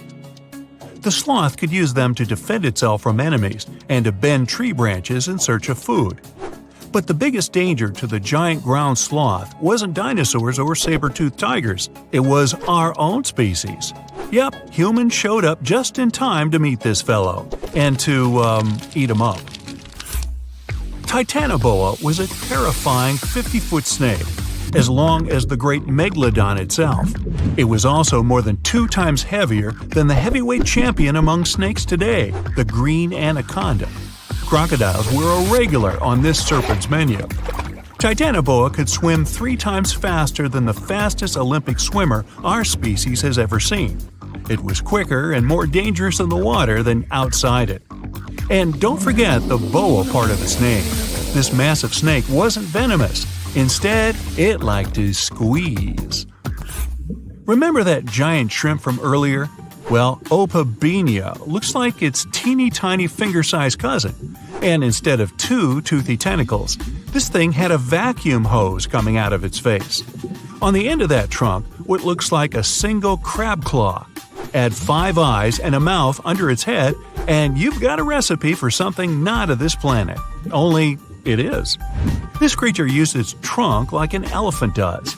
Its claw grabbed food from the bottom of the ocean and brought it up to its mouth. This thing is so weird-looking that, apparently, when the scientists who discovered it presented his findings to an audience, they all laughed as if he were joking. Now, a real-life monster, the Tully monster. From a distance, it looks a bit like Nessie, that long neck and teeth-lined jaws. But get closer, and you'll see it's more like a long nose with a mouth attached at the end, like a mosquito. Its eyes are further back, sticking out of tubes all snail-like. Tully was an ancient mollusk, about the size of your forearm. It probably dined on jellyfish and shrimp 300 million years ago. Thylacus smilus will put a smile on your face as long as you don't get too close. No, it's not a relative of the saber-toothed tiger. It was a marsupial, making it more related to a kangaroo than anything. And if you compare them to body size, its fangs were actually longer than a saber-toothed tiger's. And they grew continuously. As for that beard on its chin, that's actually all chin. The lower jawbone grew down to a point under the mouth. Those fangs were rooted to the skull, going way back to its eyes. When the mouth was closed, that bony beard protected the long, sharp teeth from breakage. Staganapolis, not to be confused with Minneapolis, might look like a big crocodile with a squished-in snout, but it was mostly harmless. Its small head and very few teeth meant the reptile didn't have much to work with when protecting itself. That's what all those armored scales were for, and no need for huge fangs or long rows of razor-sharp teeth when you're a plant eater. That beak-like tip on its nose allowed the stag to dig up plants, So, really, this reptile was more like a 10-foot scaly pig than a croc. Basilosaurus was a type of ancient whale that lived on our planet about 45 million years ago. Not quite as long as a blue whale, but this guy was still big enough to munch down on other whales and even sharks. Some people believe these monsters could still exist today. Eyewitnesses claim to have seen a giant sea dragon, and Basilosaurus fits the description. Plus, 90% of our oceans are unexplored. There's plenty of space to hide a sea monster. But scientists haven't found any fossils of this ancient whale younger than 3.7 million years. So, this myth is busted. Stegosaurus is one of the most recognizable dinosaurs that ever lived. It can easily be distinguished by those huge spikes on its tail and the bony plates on its back. It was twice as long as a giraffe and nearly 5 times heavier. But compared to its body size, it had the world's smallest brain. It was no larger than a dog's. Pelagornis had the largest wingspan of any bird ever discovered. It was twice the size of the largest bird today, the wandering albatross. Such huge wings made it hard for the bird to take off. It could only do so by jumping off cliffs. And when it finally spread its wings, this giant could only go about 40 miles per hour. The fastest bird today can reach speeds 5 times that. Welcome to the ring. In the red corner, Megalodon, an ancient giant shark which ruled over all the watery creatures in the world. Let's call her Meg. She went extinct about 3.5 million years ago, but she's still as scary as ever. Some people think she's still hiding out down there somewhere, just waiting for the perfect time to start roaming the open seas again. In the blue corner, the Mega Piranha. She likes to go by her initials, MP. She's a river fish that went extinct several million years ago and is a distinct relative of the modern piranha. Her crazy eyes and teeth could make any fisherman run for shore, and she has a reputation of being eternally hungry, and she's not a big fan of leaving leftovers. Let's get to it! The first round is all about size. There's still a lot of debate about the size of Megalodon. Sadly, the only remains they've found so far are some giant teeth and a few vertebrae, so we can only guess her real size. But a little calculation suggests that this ancient shark was 50 feet long, about as long as a subway car. And yeah, the blue whale is the largest aquatic creature in the world, at almost twice as long. But Meg's still the largest shark in the world. The whale shark, the next longest, is usually only about 40 feet long. What about MP? Well, there's not a lot to go on. Researchers found part of her jaw and several of her monster teeth in South America. After modeling the body of the piranha, they think she was up to 3 feet long. That's huge for a freshwater fish. MP was queen of the river for sure, but when you stack her up against Meg, it's not even close. Meg's almost 15 times larger. She wins this round 1-0. Let's move on. The next round is weight. So Meg's about the size of a subway car. Impressive, but not as impressive as her weight. She could weigh up to 60 tons. An empty Boeing 737 is only about 40 tons, and that's metal. Even some houses are lighter than that. MP's weight is kind of controversial, but we can make a guess based on her modern relatives. Let's say she weighed about 90 pounds. Pretty tiny, but remember, she didn't hunt alone. When MP sees something she likes, she brings all her friends along. About 100 MPs. That's like 2 SUVs worth of snapping teeth. But still, that's way less than Meg, by a lot. Meg leads 2-0.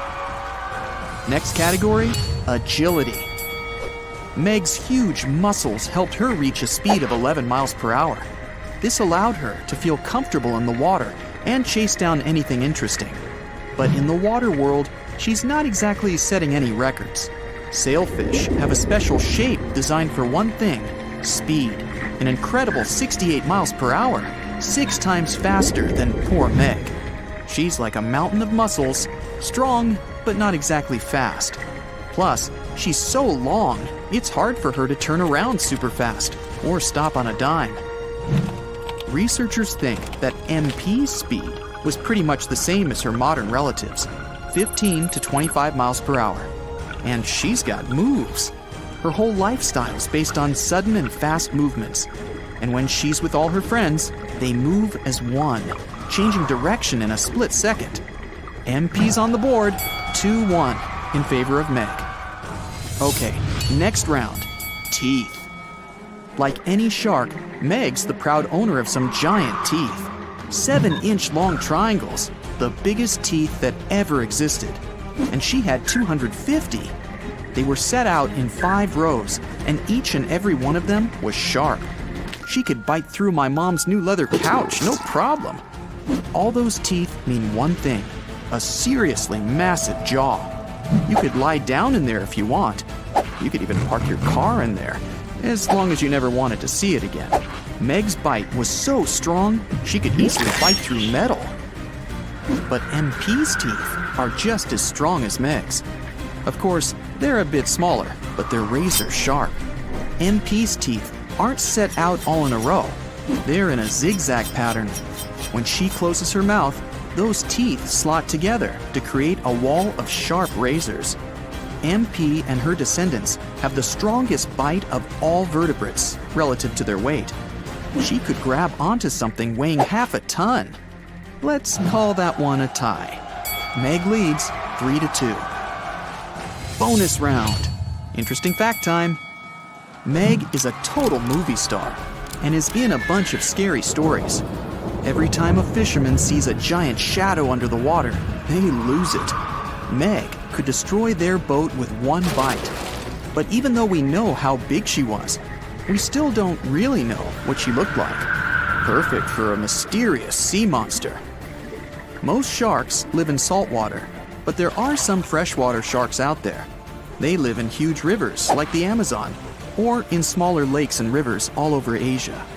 Meg's skin feels like sandpaper, just like most sharks.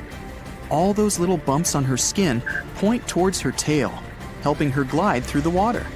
She's got 2 ways of seeing. She can see shapes and colors just like us, but her night vision is a whole lot better. Then, she has special electroreceptors.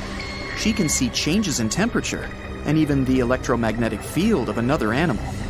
MP's pretty scary too. She could eat a whole meal in minutes. South American fishermen are scared of regular piranhas. Just imagine if they came face to face with MP. She would have made a great horror movie superstar. When piranhas are taken out of the water, they make really weird sounds, like a dog barking. And when piranhas get close to each other, they sound like ravens. Who's ever heard a raven? Let's give that one to MP, because, well, a barking fish is just awesome. 3-3. Okay, last round. Let's call it eating skills. MP's up first. The basic tactic of all piranhas, including MP, is to surround and trap. They use their incredible speed and agility to surprise even the most agile fish. Anyway, they search for food in packs, so if you dodge one, there are still 99 others just waiting. MP doesn't only like small fish. She and her buddies could finish a whole seafood buffet. Meg may be the greatest of all time, but not because of her muscles or huge teeth. She uses her brain to find food. She doesn't just run into any random restaurant. She plans out her route. She knows where she's going to park. She knows where she's going to sit. And she knows just how to get a meal exactly how she likes it. Meg likes to give her food a whack right on any weak spot she can find. Tail, head, or tummy. Every meal needs a different strategy. Sometimes, Meg even likes to tackle her lunch by ramming into it. 1 point to Meg for using her head. She leads 4-3. There's the gong. Final showdown time. Last chance for MP. Sharks don't normally live in freshwater like piranhas, but Meg's so powerful, she can take anything. MP and her buddies are lurking at the bottom, waiting for something delicious to swim by. But Meg has excellent eyesight and sees them hiding down there. She dives down, but MP's too fast, too skillful. Her whole group dodges out of the way of Meg's huge jaw. Meg turns around to try again, but it's a trap. MP leads the others in a straight-on charge. They surround Meg. She's got nowhere to go. But Meg's skin is too thick for MP's teeth. MP changes her tactics. She tells her friends to go for Meg's tail and fins. There's some thinner skin there. Meg's in trouble. Time to get back to the safety of saltwater. MP chases her, no problem, but Meg's just too big for her. She makes it back to sea, where MP and her team can't follow. MP takes the final round. It's a tie, 4-4. That's right, come on aboard. Please enter the submarine slowly and make yourself comfortable. Today, we're going deep into the dark parts of the ocean for the ultimate showdown, Shonisaurus and Megalodon. Time to see how Shoni and Meg stack up against each other. First round, age. Look at Shoni, the largest marine reptile, coming out of nowhere. This marine reptile looks a bit tired since it traveled all night and got here all the way from the late Triassic period, about 215 million years ago. Back then, it was all dinosaurs, plus some crocodiles. Oh look, Meg got here on time too. She looks a bit more fresh and relaxed, probably because she's way younger than her contender. She started her dominance over the ocean 20 million years ago. Will she be able to stay on the throne after this duel? Meg went extinct about 2.5 million years ago, or at least we think she did. Only about 5% of the ocean has been explored, so spreading stories about an underwater giant shark is pretty easy. Who knows what's really hiding down there? Even though they're both extinct, dinosaurs like Shoni are way older. Meg's a baby compared to her. Sorry, Meg, 1 point goes to your older challenger. I bet Shoni's got some awesome stories to tell. Next round, length. Good old Meg. She's the largest shark that ever lived on our planet, around 60 feet long. There aren't any full fossils of her to get a really accurate measurement. Scientists that study modern sharks can guess her length by her epic tooth size. Shoni was a little bit shorter, around 50 feet. She kind of looks like a bigger, bonier version of a dolphin. Dolphins can grow up to 13 feet long. Even the biggest dolphin, the orca, looks tiny. It's only 30 feet long. 1 point goes to Meg for being huge. And we're tied up at 1 apiece. Round 3, teeth. Meg was one of the greatest threats in the ocean with teeth similar to those of a modern white shark. Scary, symmetrical, triangular, insanely sharp, and up to 7 inches long. Meg had around 276 teeth in 5 rows. That sounds super scary, but some modern sharks have over 300 teeth. But they're not all ready for action. Some are fully grown, some are still growing up. Sharks' teeth are not that strong, so they fall out a lot, which is not that big a deal like it is for humans. They produce new teeth all the time, so they can replace the ones that get worn down. Get this, Meg probably worked her way through about 40,000 teeth over her lifetime. Shoni, unfortunately, won't be able to defend herself with teeth in this duel, because she doesn't have any. Researchers believe that younger Shonis had teeth because they needed some help getting food and fending off rivals. When they got bigger and older, they didn't need them anymore. Sorry, Shoni, this round isn't even close. Meg takes the lead 2-1. Next round, who can eat more? Scientists believe Meg ate around 2,500 pounds of food every day.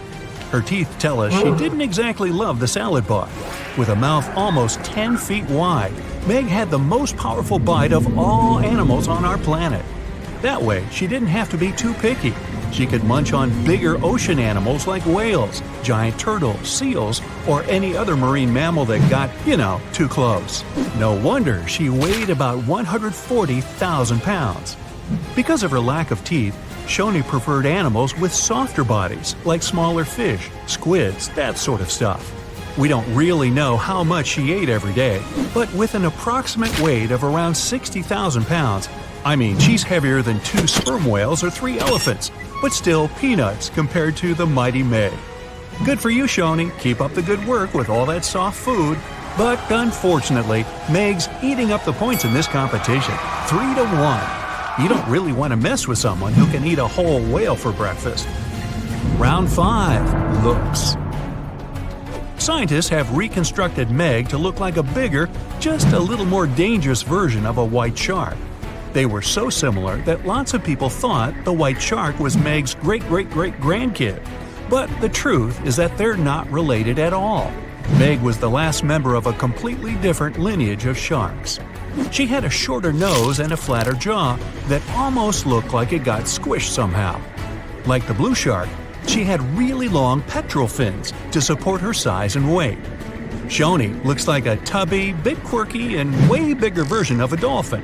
She has 4 flippers and a longer skull. And what's interesting is that she doesn't have a dorsal or sail fin. Shoni can't do any of those cool tricks and maneuvers that dolphins do.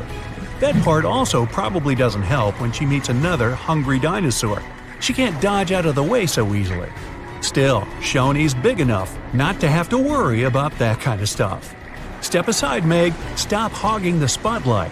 We want to see more of this cute, funny dolphin-like creature. 1 point for Shoni. She's catching up 3-2. Round 6. Who has a cooler name? Shonisaurus means lizard from the Shoshone Mountains. Why? Because it's a lizard from the you get the picture. Cool name, huh? Megalodon, on the other hand, means large tooth. Yeah. Sorry, Meg, it's 1 point for Griffith. Wait a minute, wrong video. We're all tied up at 3-3. Round 7. Who traveled more? Just like modern sharks, Meg's skeleton isn't made of bone, it's made out of cartilage. That's the stuff your ear and nose are made out of. So, no matter how much you look for them, you're never gonna find any of Meg's bones. Her only fossils are actually teeth, since they're made of dentin. In her 18 million years of existence, Meg traveled a lot. Her teeth have been found all over the globe. She even went on vacation to tropical and subtropical waters. But the one place she never went was to Antarctica. Shoni was a wanderer too. Her fossils were first found near Las Vegas. No, it's not what you think. She really wasn't all about the parties and shows. Vegas was all underwater back then. She too took long trips along the coast, visited different countries, enjoyed fancy seafood buffets all over the world. Pretty good life overall. Let's give Meg this one for making it to almost every continent. She leads 4-3. Round 8. Who was more popular? Seeing Shoni swim by could easily scare away other sea creatures. She's pretty big after all. But pretty soon, they'd see that this reptile wasn't that dangerous. Okay, squid, small fish, they weren't big fans. But medium-sized water creatures soon figured out they were too big for her, so they could be friends. Except for, the Kraken, a colossal squid and legendary sea monster with extremely powerful tentacles. The story goes that the Kraken had something to do with the disappearance of some members of Shoni's family. So let's just say they're not exactly BFFs. Meg, introvert, loner. She comes to the party and stays in the corner, not talking to anyone. And there weren't exactly a lot of animals lining up to ask her to dance. It'd probably be their last. When you're that high up in the food chain, you're never going to be too popular. Shoni makes a comeback with the popularity round, and it's all tied up at 4. Well, that means both of our contestants are going to share the... Wait, Meg looks furious. You can see her gritting her teeth, getting ready to finish this contest once and for all. Shoni smiles peacefully. She's not used to big animals going after her, so she doesn't think Meg would actually do anything crazy, as long as the submarine doesn't get too close. Okay, wait, Shoni's swimming towards Meg. They're gonna go at it. No, Shoni's telling Meg she can have the prize. Wow, crisis averted. Meg does not like to lose. Shoni, you certainly deserve the Pacifist of the Pacific trophy. Uh-oh. Meg doesn't look too happy about that. Better strap in, guys. Here we go. In the left corner, Megalodon, considered the largest and most dangerous predator in the aquatic world. It has a reputation as a cold-blooded hunter who can break a fishing boat with one bite. We're gonna need a bigger boat. But what if he comes face to face with another giant water monster? In the right corner, Mosasaurus, an ancient dinosaur reptile which existed about 80 million years ago on the vast Atlantic Ocean. Their diet was large fish, giant turtles, other Mosasauruses, and even birds. So glad I'm not on the menu, ha ha! But to find out if this reptile can defeat the most massive shark that ever existed, we'll compare these monsters in several categories. Let's start with size. Megalodon became extinct 3 million years ago, but is still considered the largest and most dangerous predator in the ocean. We can only guess at the real size of Megalodon. The only remains found of this giant shark are teeth and vertebrae. Kinda sounds like my grandma. She used to leave her teeth everywhere. But with the help of calculations and computer modeling, scientists have concluded that Megalodon's length could be about 50 feet. It's like a New York City subway car, except it won't try to eat you. Now let's have a look at the right corner. The size of the Mosasaurus also remains a subject of discussion, but it's believed that the average length of this monster was about 36 feet. That's the size of a school bus.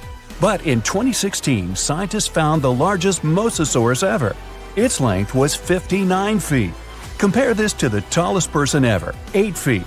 Mosasaurus was 7 times larger. Hey, nice job on the quick math. The first win goes to the Mosasaurus, 1-0 in favor of the ancient reptile. The next category is weight. Let's start with the fighter in the left corner. The most enormous individuals of the Megalodon species had an incredible weight from 27 to 59 tons. This is more than the weight of an empty Boeing 737, without the snacks and beverages. Although the Mosasaurus is longer, its weight isn't that much because of its body shape. Adult species could reach 14 tons, which is half the weight of a Megalodon. For comparison, an adult blue whale can weigh up to 100 tons or even more. But whales are not the peak predators like Megalodon and Mosasaurus. In this category, Megalodon wins and gets its first point. It's now 1-1. Let's move on to the next category, speed and agility. Megalodon wasn't the fastest fish on Earth. He could reach a speed of about 11 miles per hour. For example, the quickest sea creature is the sailfish. It can swim 68 miles per hour.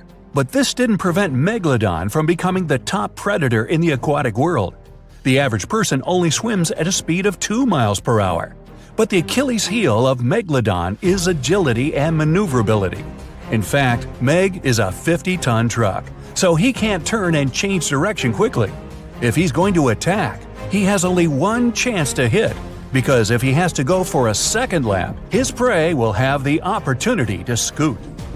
The exact speed with which Mosasaurus could swim is unknown, but scientists think he borrowed his swimming style from the eel. He would push off with his tail and steer with small side fins. This provided him with incredible maneuverability. In theory, this could help him jump out of the water, just like a scene from Jurassic World. But to know the exact speed with which Mosasaurus could swim, we need to find more remains of this ancient reptile. Right now, the point in the speed and maneuverability category goes to Megalodon, 2-1 in favor of the biggest shark of all time. Our next category is fighting instruments. First, we'll look at Megalodon's arsenal, his giant teeth. They were extremely sharp because of their triangular shape, and they reach 7 inches long. Megalodon's teeth are considered to be the largest that ever existed, and it had 250 of them. They were placed in 5 rows and could easily penetrate the thick skin of whales and other ancient creatures. In addition, the jaw itself was incredible. It was 6.5 feet wide. The average person could easily fit in there standing at full height. Boy, wouldn't that fall into the stupid selfie category. The muscle strength combined with the giant maw gave Megalodon one of the strongest bites on our planet. The primary tool of the Mosasaurus is the jaw. Its jaw held 40 to 50 sharp and massive teeth. They were conical in shape to penetrate even the thickest skin, like a knife through butter. And the jaw itself was similar to a snake's. So Mosasaurus was able to swallow colossal prey without even chewing. In some of the discovered remains of Mosasaurus, perfectly preserved remains of fish were found, and they were 3 feet long. The Mosasaurus head was a little over 2 feet long, and although this jaw wouldn't be enough to swallow Megalodon as a whole, it could bite off a pretty big piece of him or even just rip off its tail. For this ultimate combat tool, the Mosasaurus gets the point.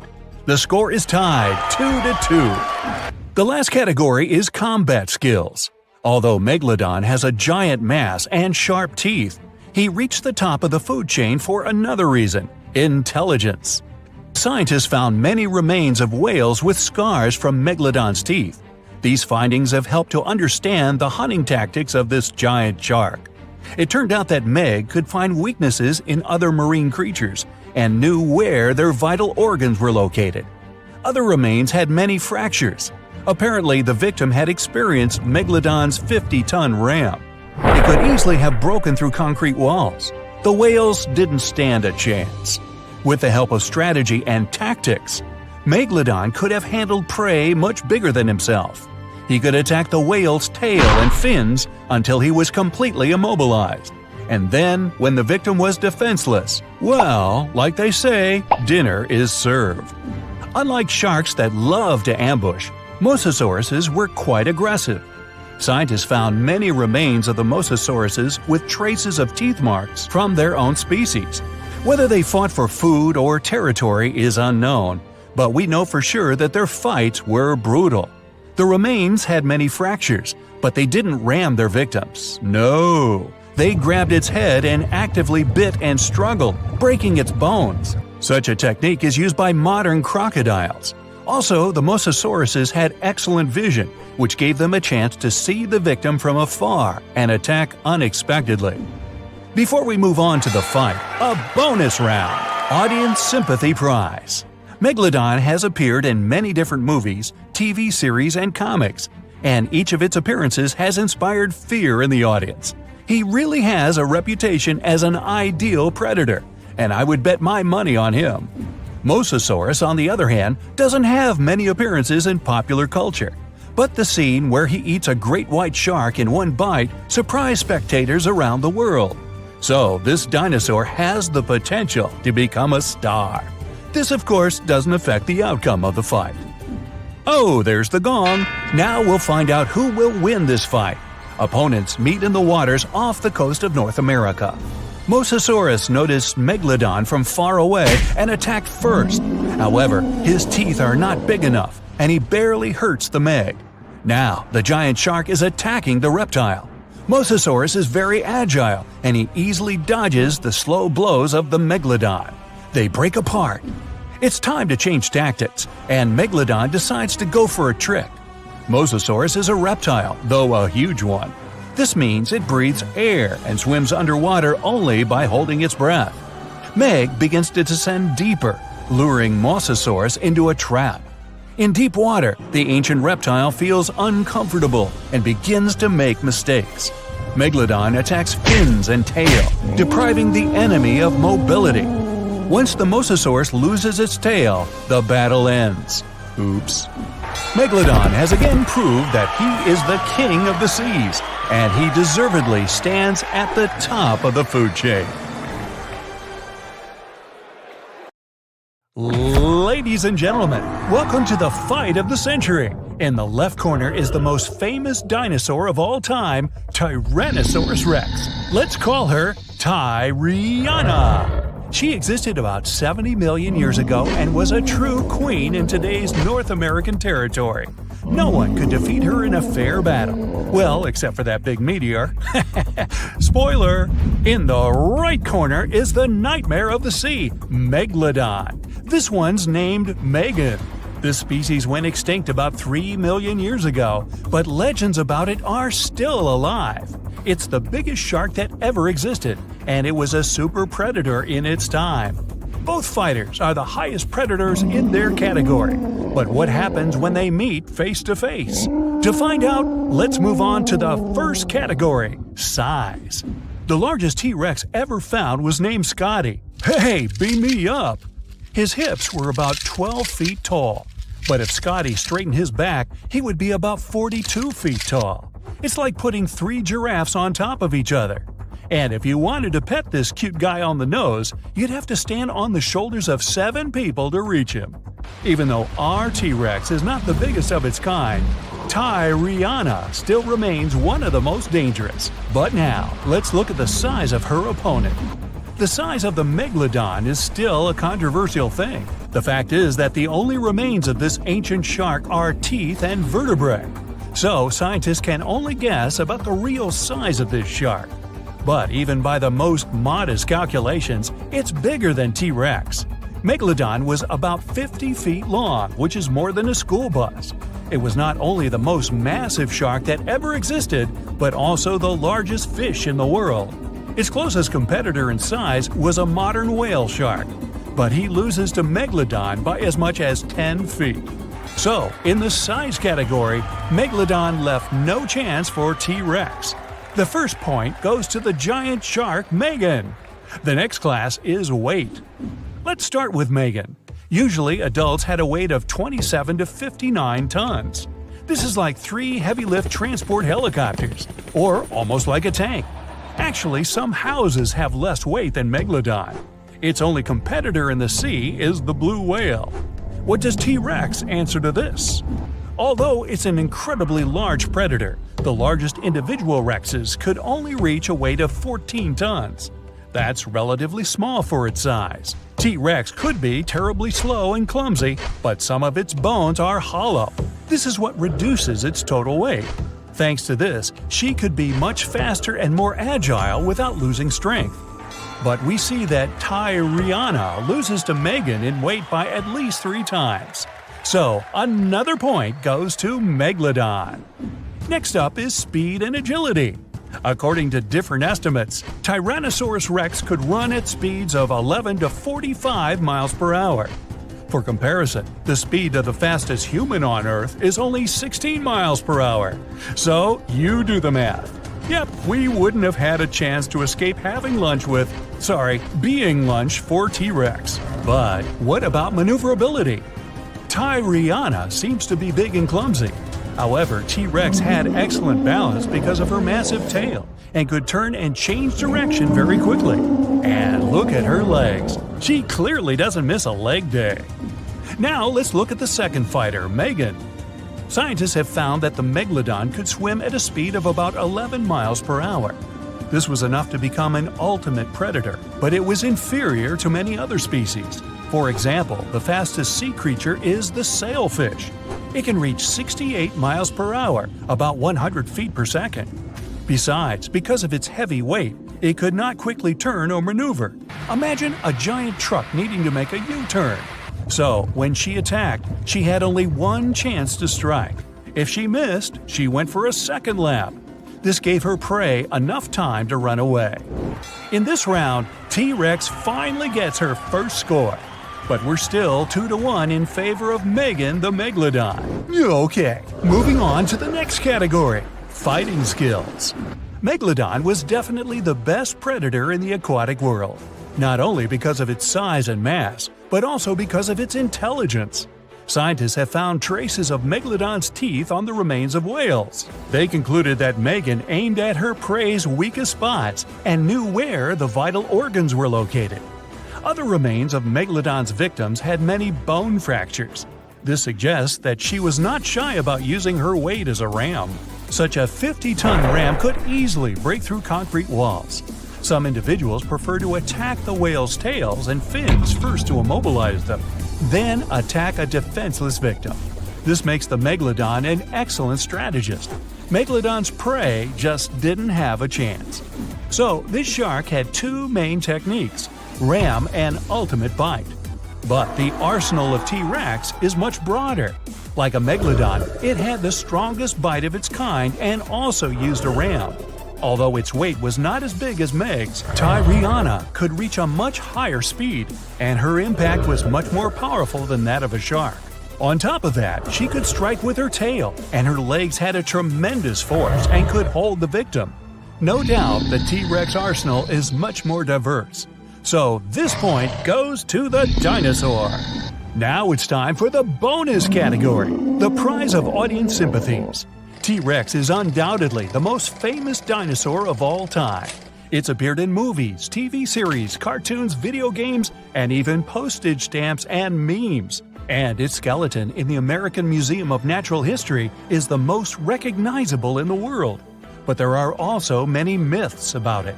For example, the idea that it could only see moving objects.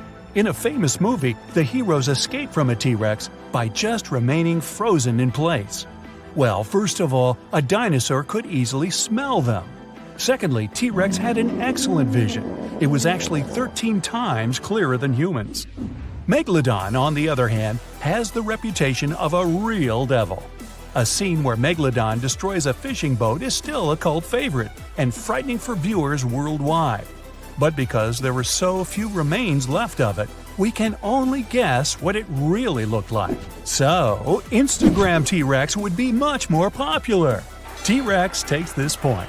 Let's move forward. The score is 2-2. So the results of the battle will be decided by the last round. Combat tools. Tyrannosaurus Rex had the most powerful bite force of its kind. It could easily break dinosaur bones much bigger than themselves. But the power of their bite was limited by their teeth. They had a weak layer of enamel and were quite brittle, though they rebuild quite quickly. Her front hands have sharp claws, but this weapon is mostly useless because of the structure of these arms. Megalodon has only one dangerous tool, its teeth. But they can be worth everything that T-Rex has. The teeth of the Megalodon were triangular in shape and were over 7 inches long.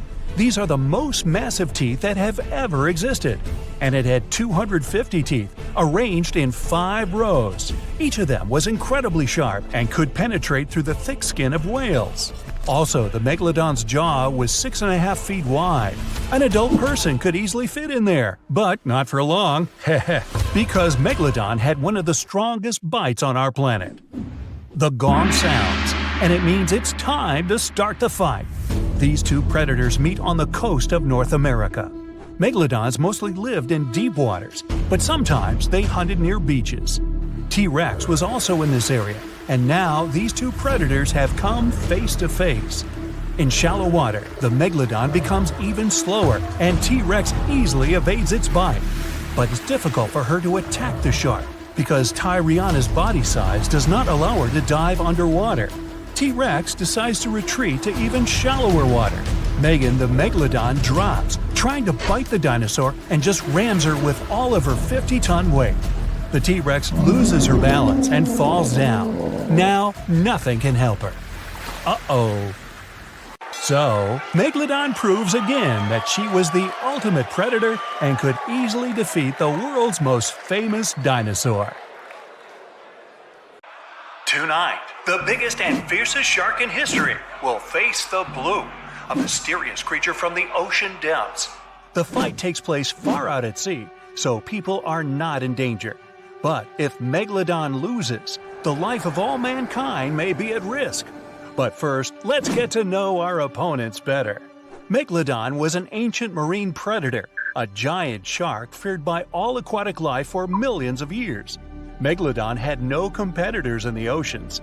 It was at the top of the food chain. Current sea inhabitants don't even realize how lucky they are because this monster went extinct about 3 million years ago.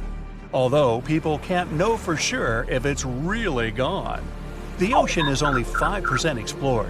It's possible that somewhere in the depths, Megalodon still terrifies all the fish. And today, the colossal shark will fight against a worthy opponent, the Blue. Technically, that's just the name of the sound that oceanographers recorded in 1997. The creature that made it could be called a sea monster, a kraken, a beast from the deep. No one knows how it looks, but we can guess its size. This ultra-low frequency bloop was so powerful that it could be heard by special sensors 3,000 miles away. If you were in New York, you could listen to the sound from Los Angeles. But the sound was deep underwater, where the audibility is actually much worse. A creature that can make such a sound could be dozens of times bigger than a blue whale, the largest animal living in the world. Interestingly, the source of the sound is located near the most remote place on Earth, Point Nemo. It's located more than 1,000 miles off the coast of the 3 nearest islands. This place is one of the most poorly studied on our planet. Point Nemo is used by many companies as a space garbage dump because of the long distance from land. Every year, satellites fall there. But the worst thing is that the coordinates of the fictional ancient city of R'lyeh are near Point Nemo. That city was described in the books of author H.P. Lovecraft. Among the ruins of R'lyeh, the monster Cthulhu lives. Yeah, it sounds nothing like it looks. Hey, neither do I. Hey, Cthulhu, buy a vowel, will ya? Man, it's like a cat walked across the keyboard and there's your name. This is an entirely fictional creature, but many people think it could be the source of the bloop. The chances of the Megalodon winning are small because Cthulhu is a demigod. It has arms and legs, wings, and a head resembling a colossal octopus or clam with dozens of long tentacles. It's impossible to determine Cthulhu's size, but if you believe the records of writers and drawings, its size can reach up to 300 feet in height. The Megalodon is 5 times smaller at about 60 feet, or slightly less than one subway car. Ooh, a nice lunch for a monster shark. The shark weighs about 100 tons, like 2 tanks. The weight of Cthulhu is also unknown, but we can say with confidence that it can easily lift 2 tanks with its hands. But Cthulhu can change its size and shape at will. It can be anybody from the size of a human to the extent of a continent. Also, Cthulhu can spawn any number of limbs. But let's not stray too far into fantasy. Otherwise, Megalodon won't stand a chance to win. Let's say Cthulhu has a constant size. So, in size, Megalodon loses to its opponent. Cthulhu is an ancient wise being that is more than 1 million years old. It has secret knowledge and telepathy. Megalodon is primarily an animal that simply follows its instincts.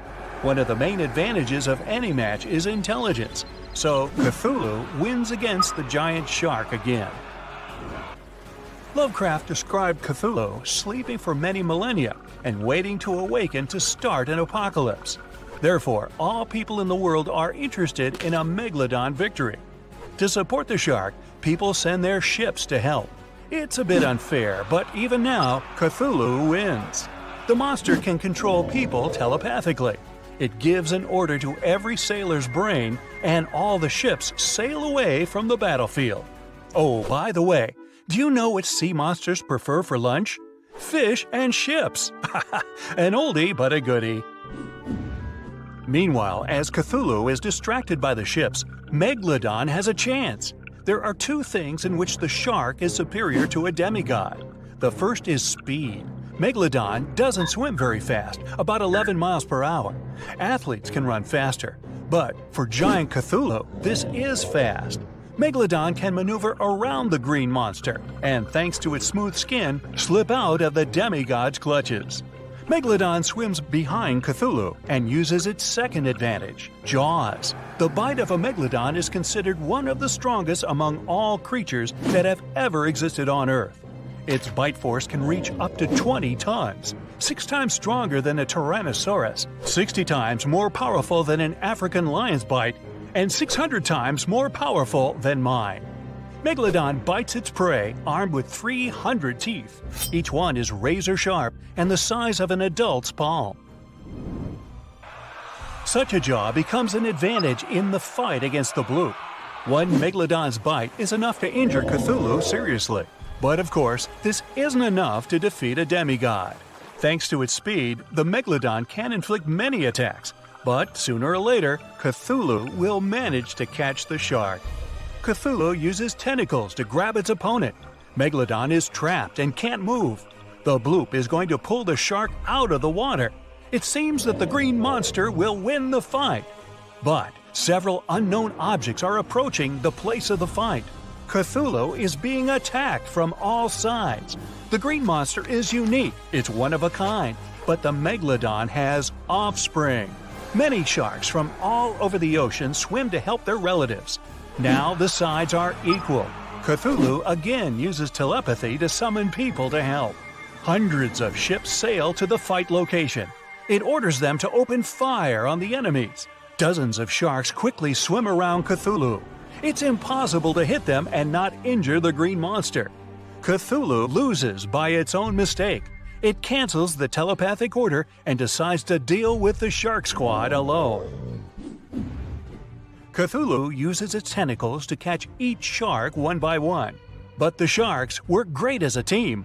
Once one shark is captured, the others bite the tentacle and help it escape. All Cthulhu attacks fail. It needs time to think of a new strategy. But where to retreat when there are a lot of enemies everywhere? To go back to the ancient city is to admit defeat. Cthulhu has an idea. It opens its wings and makes a single wave that, like a blast, throws all the sharks aside. The monster floats to the surface. Another wave and tsunami forms in the ocean. Cthulhu rises to the air. Black clouds accumulate, thunder rumbles, lightning strikes everywhere, and a downpour begins. Cthulhu is in the sky, directly over a group of megalodons. It has taken a short break. And now the green monster is ready for another attack. A shrill whistle sounds above Cthulhu. A satellite's falling, cutting through the storm clouds. Then another one. Cthulhu is not prepared for an attack of space debris. It dives into the water and retreats once more into the ruins of the ancient city. Megalodon wins with the last of its strength. Fortunately, such a fight will never happen. Megalodon went extinct millions of years ago. There is 0.01% chance that this shark species is still alive. This is excellent news for Megalodon fans, though. You can find a million-year-old tooth of this creature in places all over the world where people gather to hunt this artifact. Professionals and tourists sell found teeth for a lot of money or keep them as a souvenir. As for the bloop, you can play the recording on the internet and learn that this is not Cthulhu or some kind of sea monster. The National Oceanic and Atmospheric Administration, NOAA, confirmed that the bloop is actually the sound of ice. When large icebergs crack and collapse, they generate powerful ultra-low frequency sounds. There are many records of famous ice earthquakes that had similarities to the bloop. Hey there! Grab your popcorn and hot dogs. This is gearing up to be the spectacle of the century. We'll compare ancient water monsters in several categories, then pit them against each other in a duel to see which one's the true queen of the water. The contender on the left needs no introduction. The alpha, the boss, the legend that lived on our planet 3.6 million years ago. She's still the hero of myths and legends and a nightmare for fishermen around the world. Make some noise for Meg the Megalodon! In the right corner, Sarcosuchus, aka Sarky. She's the ancestor of today's crocodiles and a real grandma compared to Meg. She lived about 120 million years ago and saw the dinosaurs come and go. They were even her breakfast sometimes. She lived in what is now the Sahara, but there was no desert then, and the world looked totally different. Although this crocodile isn't as famous as Meg, she's still not afraid to go up against the giant shark. Round 1. Size. Since the only remains of the Megalodon are teeth and vertebrae, her true size remains a mystery. But if we compare her remains to the bodies of modern sharks, we get the incredible size of 50 feet. That's like 1.5 buses. But I bet you wouldn't want to take a ride on that kind of transport. Meg's fin alone is the size of an adult. This ancient monster remains the largest shark that ever existed. The largest white shark ever measured was 17 feet long. That's less than half. Now Sarky's turn. Until recently, we only had the teeth of this ancient crocodile to go on. But then, scientists discovered some new remains, and they were able to figure out just how big she really was. Sarky was as long as a limousine, about 30 feet. The largest crocodile ever measured was a saltwater crocodile, only 20 feet. Sarky's head was 5 feet long. That's almost a whole person. And her mouth had a special mace-shaped tip. But even with that, she's still only half the length of Meg. So, the ancient shark wins this round, and the first point goes to Meg, 1-0. The next category is weight. Let's start with the contender in the right corner. The largest modern crocodiles weigh about a ton. Sarki made it all the way up to 4 tons. That's like 2 helicopters heavy. Her weight and size allowed Sarki to be queen of the ancient river, but she's pretty much a toothpick compared to Meg. You'd need a pretty hefty set of bathroom scales to weigh the contender in the left corner. Once fully grown, Meg weighed between 30 to 60 tons. That's a lot. A cargo helicopter can lift 9 tons. It would take around 5 of them to lift Meg safely. The heaviest shark nowadays? The white shark, only 3,500 pounds. Meg wins the second round, and the giant shark gets another point, 2-0. Moving on, the next category is agility. We can assume that Sarki could reach the same speed as most modern crocodiles. In the water, we're looking at up to 20 miles per hour. That's about 3 times faster than the fastest human swimmer. Her speed mostly comes from her long and muscly tail. It's one of the strongest muscles in her body and gives her speed and agility. But Sarki wasn't limited to the water world. She liked to move around on land too. Like the big modern crocodiles, she could probably run at speeds up to 20 miles per hour. This allowed her to go after other animals, not just fish. She definitely had a soft spot for large lizards and even small dinosaurs. So what about Meg? It's hard to move such a massive muscle machine. Her maximum speed was around 10 miles per hour. That allowed her to catch up with whales and smaller fish. She felt pretty good about herself, but 10 miles per hour is not really that fast. Modern white sharks can reach 35 miles per hour. That's 3 times faster than Meg. So our giant shark was more like a truck than a Ferrari. Slow to accelerate, slow to brake, and extremely bad at turning. If Meg wanted to run the 100 meters, it'd probably take her about 50 seconds. The human world record is just under 47 seconds, but that's in a pool where you have to pull a U-turn halfway. There's no way Meg could do that. Looks like Meg lost a bit of ground to the agile crocodile, and our river monster is finally up on the board, 2-1 in favor of Meg. Okay, next round. How about we call it eating tools? Of course, Meg's main tool is her teeth. Megalodon means big tooth. She had the largest teeth ever recorded. 5 rows of teeth, 250 in total. The largest ones were over 7 inches long, and you better believe they were all razor sharp. That's definitely enough to bite through a tough leather couch, know what I mean? So if you ever saw Meg smile at you, well, that's probably the last smile you'll ever see. And her jaw's incredible. You could drive a car into her mouth, or lie down in it with room to spare. Her bite force was so strong that it could easily bend metal.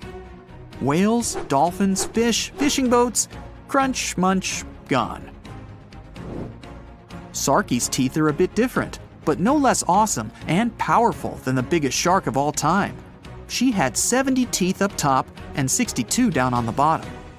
Their shape allowed Sarki to grab her lunch and never let go. Crocodiles in general have one of the strongest bites of any species, and it's their main superpower. But don't forget about that tail. Sarki's was so heavy and strong, it'd be like getting hit by a motorbike. That kind of versatility earns Sarki 1 more point. We're all tied up at 2. Bonus round. Audience sympathy prize. If Meg were around today, she'd definitely live in Hollywood, making movies, TV shows, commercials, and she always seems to play the villain. Well, she's also the hero of countless scary stories told by fishermen around the world. Many people even believe that she's still swimming about down there, somewhere, hiding from us in deep waters, like the Mariana Trench. But Meg needs a lot of food to feed such a large body. She'd have to keep coming up to the surface to find enough to eat. So much for that myth. And Sarki? She's more of an indie artist, not really the Hollywood type. But like all crocodiles, she puts fear into anyone who lives near a river. Crocodiles love that late-night snack, so a lot of people are even afraid to leave their homes after sunset. And locals sometimes find crocodiles in their backyards. Imagine seeing Sarky laid out on your brand new deck. Let's give Sarky this round, and she's taken the lead, 3-2. Okay, the final round is all about that X factor, combat skills. Meg still holds the crown for the most dangerous you'd ever come across in open water. And it's mostly thanks to her intelligence and strategy. We can figure out Meg's tactics by looking at other animals from that time. Many ancient whale bones have scratches from Meg's teeth. It seems like she knew where the weakest points of various animals were located, so she knew where to nibble at first. She seemed to enjoy a little fin appetizer before each meal. Sometimes she'd give them a nudge first. They weren't swimming away after that kind of impact. Then it's main course time. Sarky may seem weaker, but she's full of surprises. She's fast and agile, so she could easily catch up with even the fastest mammals that had come to get a little drink of river water. And when she bites, she never lets go. But scientists say Sarky probably couldn't do all those awesome wrestling moves that today's crocodiles love to do. She couldn't roll around, holding her lunch in her teeth. The structure of her head simply didn't allow her to do that. But even so, she pretty much always came out on top. Not too many crocodiles go hungry. Sarky had a good round, but we have to give this one to Meg. She's just too awesome. And we're all tied up again, 3-3. Well, it's time for the big face-to-face matchup. The arena, the place where the mighty river meets the vast ocean. Sarky's great at hiding and sneaking up on people, and so she gets the first go. Meg tries to dodge, but the ancient crocodile already found a tasty fin. Unfortunately, Sarky's teeth are a little too short to cause even the slightest harm to big old Meg. She breaks free and pushes the crocodile with her powerful body. Sarky looks stunned, and Meg sees her chance to make a U-turn and end it. She gathers speed and... oh, it's all over with a single bite. KO. Meg has defended her title and remains the undisputed champion of the world. Who will challenge her next? The Megalodon is the world's most famous ancient predator. Big, dangerous, and deadly. The Meg went extinct about 3.6 million years ago. Or maybe it didn't. Some people claim to have seen the giant sharks.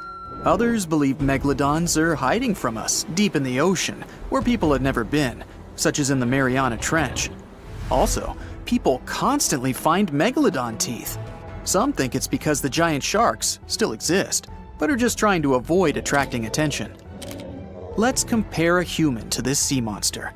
In the left corner, we have an average person, 5 feet 10 inches tall and weighing 136 pounds. In the right corner, a megalodon. Average length, 34 feet. Weight, about 50 tons.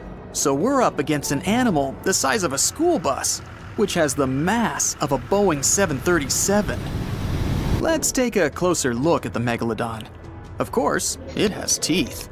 Each one is 7.1 inches long. These are the largest teeth of any shark species that has ever lived. The megalodon also had more teeth than any other animal, 250 teeth in 5 rows. Its jaw may have been 6.6 feet wide. You could lie inside its mouth and feel quite comfortable. Of course, only if you could forget that you were lying in the mouth of an ancient predator. If you put on an exoskeleton made of titanium, an encounter with the Meg wouldn't be so dangerous. But its jaws are still capable of damaging even something as tough as this. Doctors say prevention is more important than treatment. So what could you do to prevent a megalodon from thinking you could be its next meal? The chance of being attacked by a shark is much less if you're in a group of people. The shark understands that attacking lots of people could be dangerous, so it'll retreat peacefully. Unless it's with a group of other megalodons, of course. For the same reason, don't swim too far from the shore. A megalodon can hear the vibrations in the water if there's a large number of people on the beach. But if you're alone in deep water, there's nothing to stop it from attacking you. Also, avoid swimming in murky water. Megalodons often tried to drive their prey into patches of water like this, so the shark might think you're its dinner if you end up there. Oh, and never swim at night. This is when sharks are most active. Megalodons also had an incredible sense of smell. It's often said that sharks can smell a drop of blood across the ocean. This is not a myth, it's true, though it's a little exaggerated. Sharks have a great sense of smell, and they can detect blood from 1/4 mile away. So before you go swimming, make sure you have no open wounds or scratches. This will not only protect you, but also other people swimming on the beach. When a megalodon picks up the smell of blood, it switches to hunting mode. From this point on, the shark probably won't be scared away by anything. Now take a look at this fishing glitter. It shines and flashes with different colors. Like other fish, a megalodon would probably pay attention to this kind of stuff. So take off all your jewelry before you go swimming. Otherwise, you might just become the human version of fishing glitter. Imagine that you're scuba diving and you're looking at a beautiful coral reef. Colorful fish are swimming all around. Then suddenly, all the reef-dwelling folks swim off or hide. Within a second, the reef is empty. This is a clear sign that a large predator has appeared somewhere nearby. And the words big predator in the aquatic world mean only one thing: a shark. So, get out of there! Here's the best way to protect yourself from a megalodon attack. It's the simplest and most obvious one, but people still ignore it. That's right, it's a sign. If you go to the beach and see a shark sign, don't even think about going in the water. They're already there, and they're just waiting for someone to dive in. But let's imagine that you've ignored all the warnings and signs and decided to go swimming. You suddenly hear people screaming from the beach. Someone spotted a giant fin poking out of the water.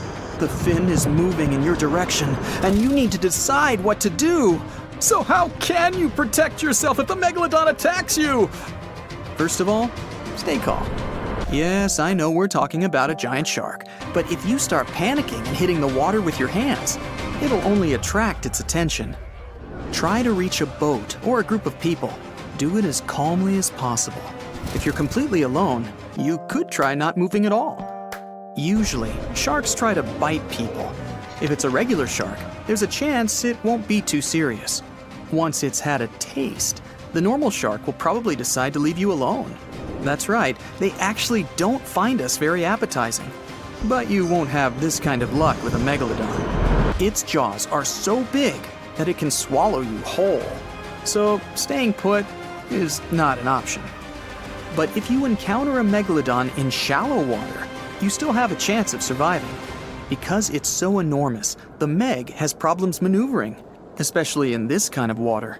So if it misses with its first strike, it'll have to make a second run at you, just like a pilot trying to land a plane. This will give you time to get to the shore and to safety. But what if you're in the middle of the deep ocean? Well, then you're in big trouble. But I'll still try to save you. So let's say the Meg is swimming in your direction with its jaws wide open. A second later, it grabs you. The structure of a megalodon's teeth means that you only hurt yourself more if you try to escape from its mouth. The only way you can survive is if you make the Meg let you go on its own. If it was an ordinary shark, you could try punching its nose to make that happen. But the megalodon's skin is so thick that it won't feel the blows. So, aim for the eyes. This is its weak spot. If it feels pain, it might let you go. Now, you need to get some first aid, fast. And you also deserve a medal for being the only person to survive an encounter with a megalodon. The idea of meeting one of these ginormous predators is pretty scary. But to be honest, there's no chance they still exist. All the theories that they've avoided extinction and are just hiding from us are false. First, these giant sharks loved warm water, so there's no way they could be hiding at great depths. In addition, an animal of this size needs a huge amount of food, but there's simply not enough food for them deep in the ocean. And all of those giant shark teeth that people have found can also be explained. Unlike humans, sharks keep growing new teeth throughout their lives. They lose their teeth every 2 weeks. Megalodons had the largest number of teeth ever. So now we understand why there are so many of them left at the bottom of the ocean. But this doesn't mean you shouldn't be careful. Real sharks still attack people sometimes. Last year, there were 64 cases of unprovoked attacks. By unprovoked, I mean the shark decided to bite somebody for no reason. There were also 41 cases where sharks defended themselves against fishermen or curious divers. Most accidents occur in the United States. There were 41 encounters with sharks there. 21 of them occurred along the coast of Florida. Hawaii, California, and North Carolina are also pretty busy places for sharks. Australia comes next, with 11 shark accidents last year. Surfers often run into sharks because they spend a lot of time in areas where sharks like to swim. The splashes of water from their surfboards attract the predators and make a nasty encounter more likely. Great white sharks are the most aggressive, followed by tiger sharks, although many experts say that the bull shark is the most dangerous in the world. But you shouldn't be scared of all sharks. For example, the nurse shark is totally harmless. Plus, they look super cute. Now, at some earlier stages of research, scientists reconstructed the Megalodon looking like a bigger, just a little more dangerous version of a great white shark. Movies then followed suit, added a couple of details on their own, and ta-da! We've got a marine giant that could grow up to 90 feet long.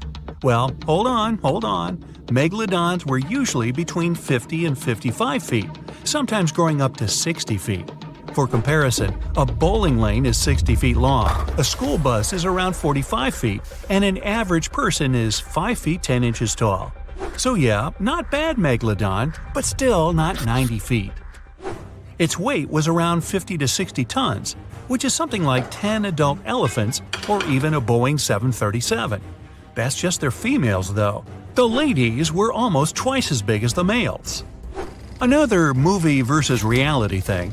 The Megalodon had nothing to do with a great white shark. The closest they could be is cousins, because Megalodon, in fact, is the last descendant of a completely different lineage of sharks. Plus, its kind is around 3 times bigger than an average great white. It has a shorter nose and a much flatter jaw that almost looks like it's squashed.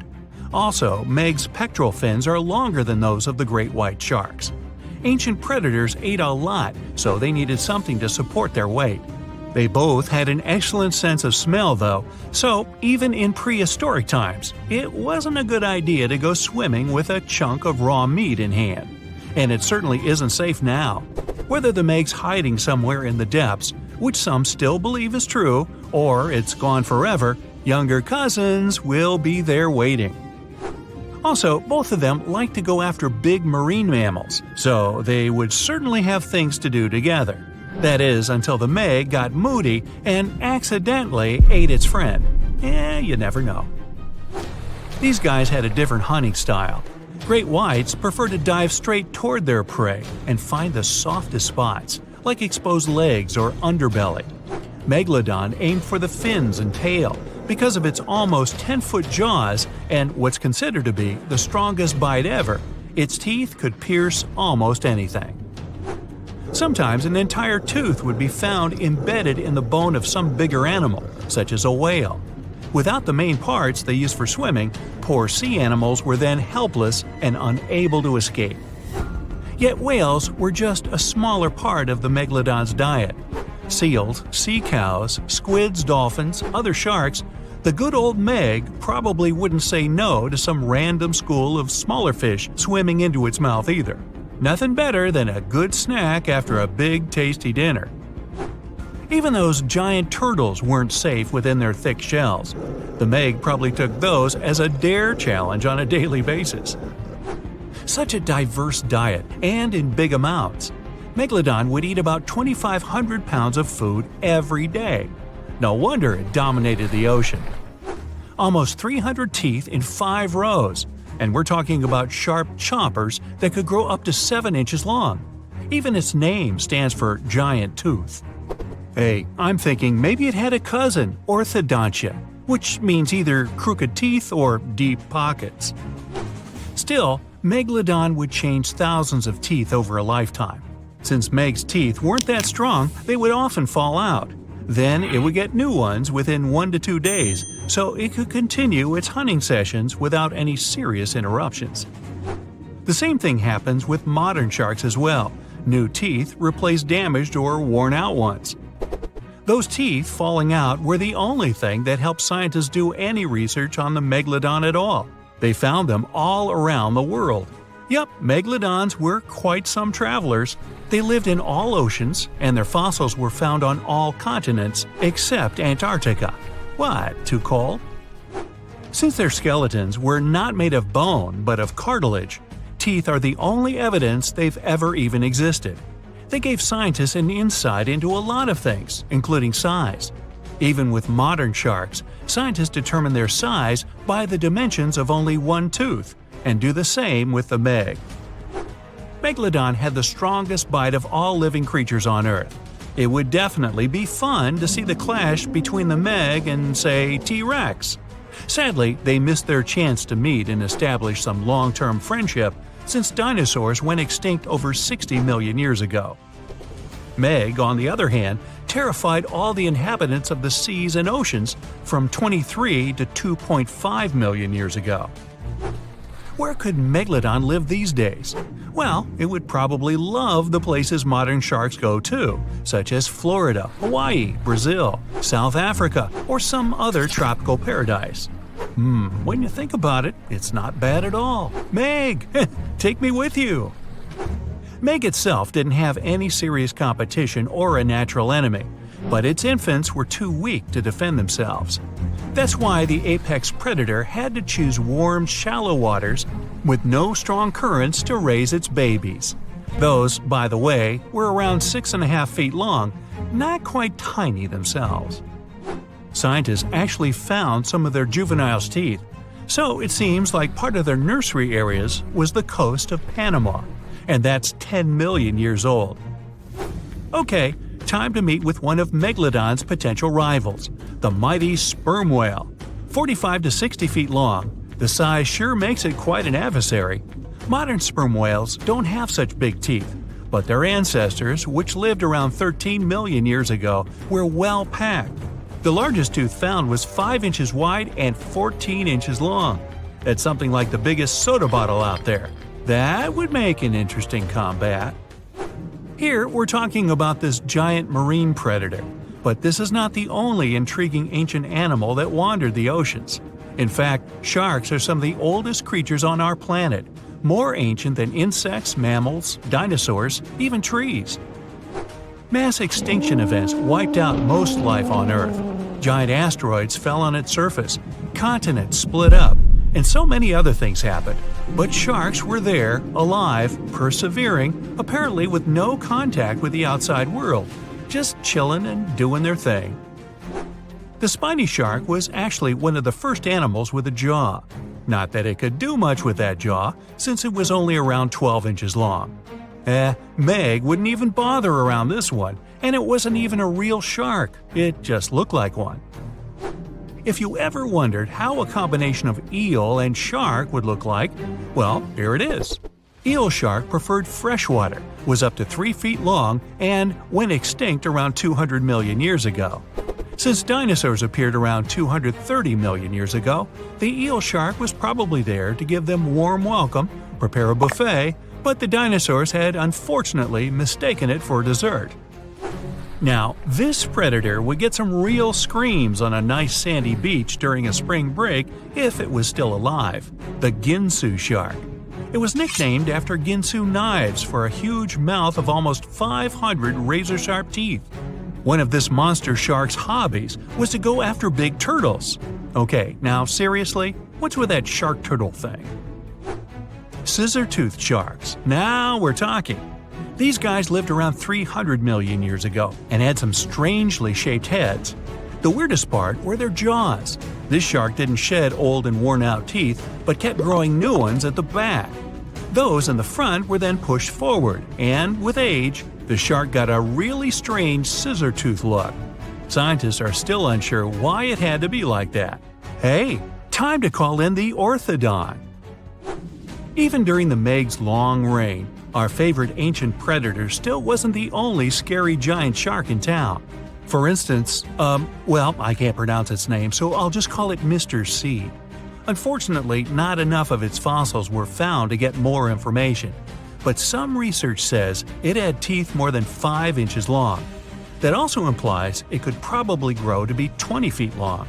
Oh, and if it only left just a couple more teeth around, I guess the Meg wouldn't be the only movie star from those times. So close, C, so close. This is going to be a very unusual match, but I bet it'll also be spectacular and intense. In the left corner, we have Megalodon. This species went extinct about 3 million years ago, but there are good reasons why it's now a legendary animal. It's the biggest shark that ever existed, and it was a super powerful predator in its time.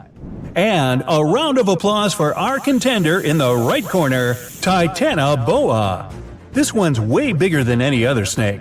It lives in the swamps of Colombia, and it's the real boss of the area. Titanoboa can eat absolutely any animal it decides to hunt, and it faces no competition. It can swallow a giant turtle or even a crocodile. It looks like a modern boa, but behaves like an anaconda, and that's a very scary mix. But can it stop a giant shark? Let's start by looking at their sizes. We still don't know about Megalodon's exact size, because the only remains of them that have survived are just fossilized backbones and teeth. But scientists generally think this monster was about 50 feet long. So it wasn't just the biggest shark that ever existed, but also one of the biggest fish of its time. Its closest rival is the modern whale shark, but they're only about 40 feet. The giant Titanoboa got so big thanks to a lucky coincidence. Snakes are cold-blooded animals, so they need a warm climate to live and grow in. Northeastern Colombia is perfect. It was about 90 degrees when Titanoboa was alive. This helped it grow to an incredible 42 feet in length. Titanoboa could easily swallow the longest snake registered in the Guinness Book of Records, which is only about 25 feet long. And that's a big gulp. So we have 50 feet versus 42. The first point goes to Megalodon. What about weight? Titanoboa is about 2,500 pounds. That's heavier than a small car, including the passengers. But it might be even heavier if you run into Titanoboa after it's had lunch. In that case, you can add a few hundred pounds more from the turtle or the alligator that it just swallowed. If you put Titanoboa on some very large scales, you'd need 5 giant anacondas on the other side to balance them out. But Megalodon is an incredible 50 times heavier than Titanoboa. The average adult female weighs between 27 and 59 tons. That's as much as an empty Boeing 737 airplane. And that's without carry-on luggage either. Luckily enough, Megalodon can't fly. So obviously, Megalodon wins in the weight category. That's 1 more point to the ancient shark. Although having such a large weight makes it difficult for the shark to move, and also means it's a little clumsy. Which leads us to our next category, speed and agility. Megalodon can swim at about 16 feet per second. That's enough to make it the ultimate predator, but it's still slower than plenty of other species. If Megalodon was swimming in a pool and Usain Bolt was running along next to it, he would be twice as fast. His top speed is almost 40 feet per second. Now, a sailfish, which is the fastest sea creature, can reach about 100 feet per second. Megalodon's size and weight make it turn really slowly, just the same as a large truck. So, when it attacks, the shark has only one chance to strike. If it misses, it has to go around for a second attempt. This gives its prey more than enough time to run away. Titanoboa isn't that fast either, especially on land. But when the giant snake is in the water, it can swim at a speed of up to 12 miles per hour. Not much, but enough for it to escape from Megalodon if it needs to. It's learned to swim so well because water is its main hunting ground. And because Titanoboa is a snake, duh, it also has incredible mobility. It can wriggle around and change direction very quickly, so it can easily dodge Megalodon's bite. So here's the first point for Titanoboa. The score is 2-1 in favor of Megalodon. Next section, fighting skills. Megalodon is incredibly smart. It can change tactics depending on what kind of prey it's hunting. Scientists have found teeth markings from Megalodon on some whale fossils. These show that the giant sharks aim their bites at their prey's vital body parts to take them out quickly. Other remains of Megalodon's victims have multiple fractures. This is because Megalodon performs a super powerful ram attack that can knock almost anything out. In fact, this 50-ton beast can easily smash through concrete walls. So, Megalodon's opponents don't really stand a chance. Some of them prefer to first damage the tails and fins of the whale they're hunting. This stops it from escaping, letting the huge predator finish off its defenseless victim. Now, what can Titanoboa do in response? The giant snake isn't poisonous, but this doesn't stop it from hunting prey up to 4 meters long. Its bite has a very special design. The structure of its teeth and jaws lets Titanoboa really clamp down on the body of its prey, so there's no escape. When hunting, Titanoboa uses similar tactics to an anaconda or a boa. By that, I mean it uses its powerful muscles and weight to stop its prey from moving. It deploys all of its strength to take away the animal's energy, making it helpless. So, Titanoboa is not only really speedy and agile, it can also fight its corner pretty well. It's definitely earned a point in the fighting skills section. The score is now 2-2. That's a tie going into the final round. We've got one more section before we find out which of these ancient monsters will win. Up now is fighting tools. Apart from its ramming power, Megalodon has something else up its sleeve, even though it really doesn't have arms or wears a coat. Let's take a look at its jaw. Its teeth are about 7 inches long. That's an absolute record for all known shark species in the world. Megalodon has about 250 of these deadly pointy things arranged in 5 rows. They're also really sharp, which helps it penetrate the thick skin of big animals like whales. Megalodon's jaws are 6.5 feet wide, and it has one of the strongest bites of any animal on the planet. Not only are they super dangerous, Megalodon's teeth are also really valuable. One of these ancient incisors was once found in Western Australia. The location where it was dug up was kept secret, but this didn't stop intruders from stealing it. It's probably in someone's private collection by now, and sadly, scientists missed the chance to learn something new about Megalodon. Titanoboa also has a mean set of teeth. They're thin and pointed like needles. They bend inwards in the snake's jaw like fishing hooks. This little feature helps Titanoboa get a grip on its prey and prevent the slightest chance of it running or swimming away.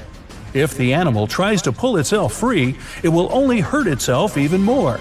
And remember that Titanoboa is incredibly agile, so it can strike with that bite at an incredible speed. Now, it's time for the fight itself. Titanoboa never swims in the open sea, but here Megalodon has gotten lost and ended up in a shallow swampy area off the coast of Colombia. In water like this, Megalodon finds it even harder to move around. It could bite Titanoboa just once and the fight would be over. But because the shark moves so much slower than the snake, for now he doesn't get the chance to snap those enormous jaws. Titanoboa starts attacking Megalodon, but it can't do much damage to that thick skin with its sharp but very short teeth.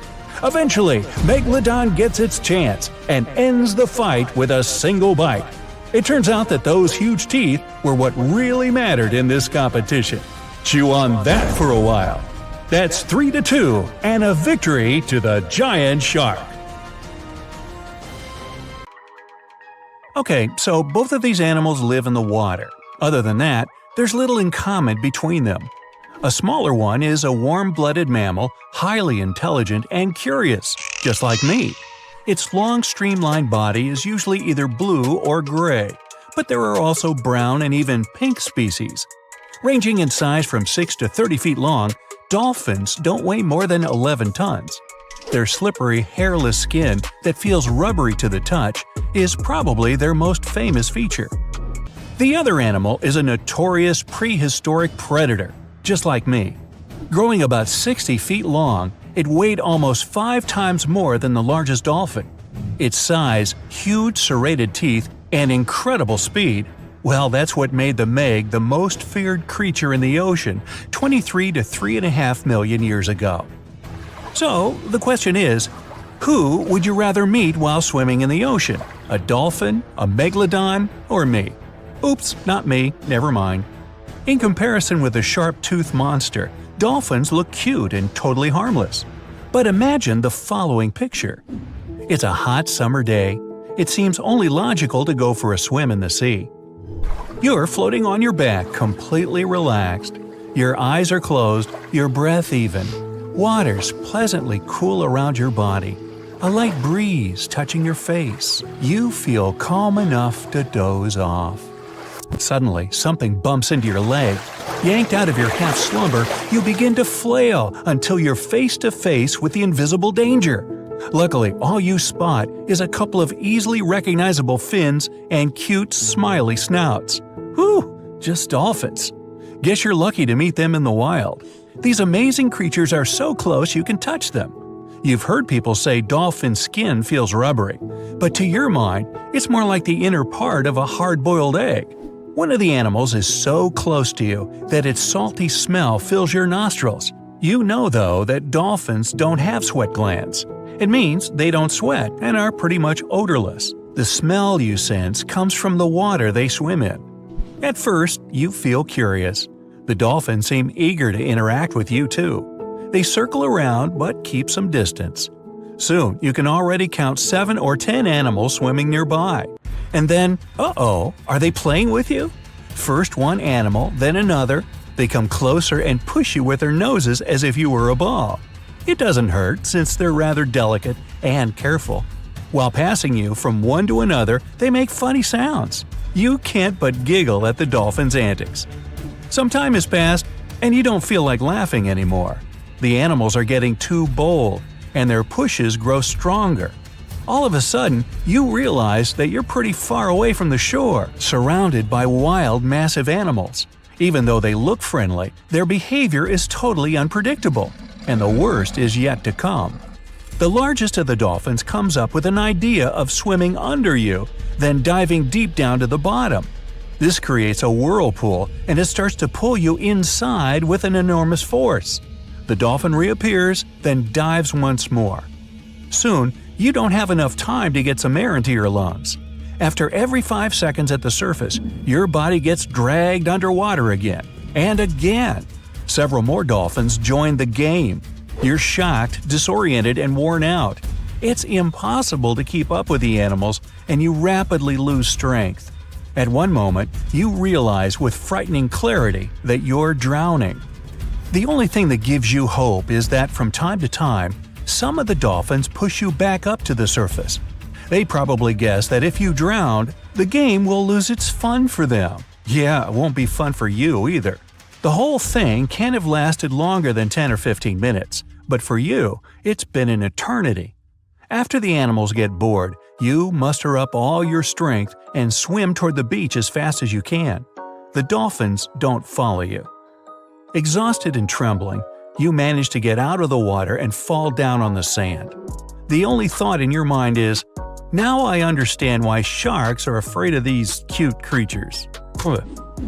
And indeed, the most feared predator of the sea would do anything not to cross paths with a dolphin. These mammals have flexible skeletal joints and soft skin. It makes it easier for them to maneuver while dealing with their toothy counterparts. Dolphin snouts are made of thick and strong bone. Animals use them to protect themselves from enemies. For example, a dolphin can swim under a shark and burst upward, aiming at its underbelly. Such a jab is so powerful that it causes serious internal injuries. Shark tails have vertical planes. It limits their abilities. They can't move upward or downward fast enough. Dolphins have horizontal planes on their tails. That's why they can change directions almost instantly. Sharks are solitary creatures, and dolphins prefer traveling in groups, also called pods. When one pod member is in danger, its mates immediately come to the rescue. Sharks often try to use their mighty jaws to take down dolphins, but their only chance is to find the animal's blind spot or catch it unawares. If the first shark's attempt is unsuccessful, The dolphin will either escape or regroup and call its friends to help fight the enemy. Dolphins are not only smart and agile, they're also incredibly fast. Their speed usually exceeds that of most shark species. Such an elusive meal isn't worth the effort. Orcas, the largest members of the dolphin family, hunt sharks when they can't find other food sources. An orca uses its super strong tail fins to hit a shark on the back. This makes the massive fish unable to move. Sharks stay away from dolphins, and maybe you should too. For one thing, these animals have sharp teeth and a strong bite. Bottlenose dolphins have up to 100 teeth, more than enough to grip their prey and keep it immobile. Bottlenose dolphins sometimes gather in large groups of up to 1,000 animals. When all of them set off for a hunt at the same time, it looks scary. But more often, they travel in pods of 10 to 15 members. If a dolphin decides you're a menace, it might attack you. Getting shoved with its long, hard nose isn't a pleasant experience. Combine it with the speed at which the animal is barreling towards you, and the outcome of such an encounter looks ghastly. You won't be able to outswim a dolphin even if you're excellent at sports. This animal can glide through the water at more than 20 miles per hour, all thanks to its powerful tail and streamlined shape. For comparison, an Olympic swimmer's top speed is around 5 miles per hour. Thanks to their impressive speed, dolphins can launch themselves out of the water. And I'm not talking about leaping beautifully over the waves. These animals have enough power to lunge 16 feet up into the air. Bottlenose dolphins are top ocean predators. When hungry, they turn into cunning, calculating creatures that find unusual ways to trap their prey. While watching dolphins in the shallow waters in Florida, scientists notice a curious thing. Animals use their tails to stir up the mud so that fish couldn't get away.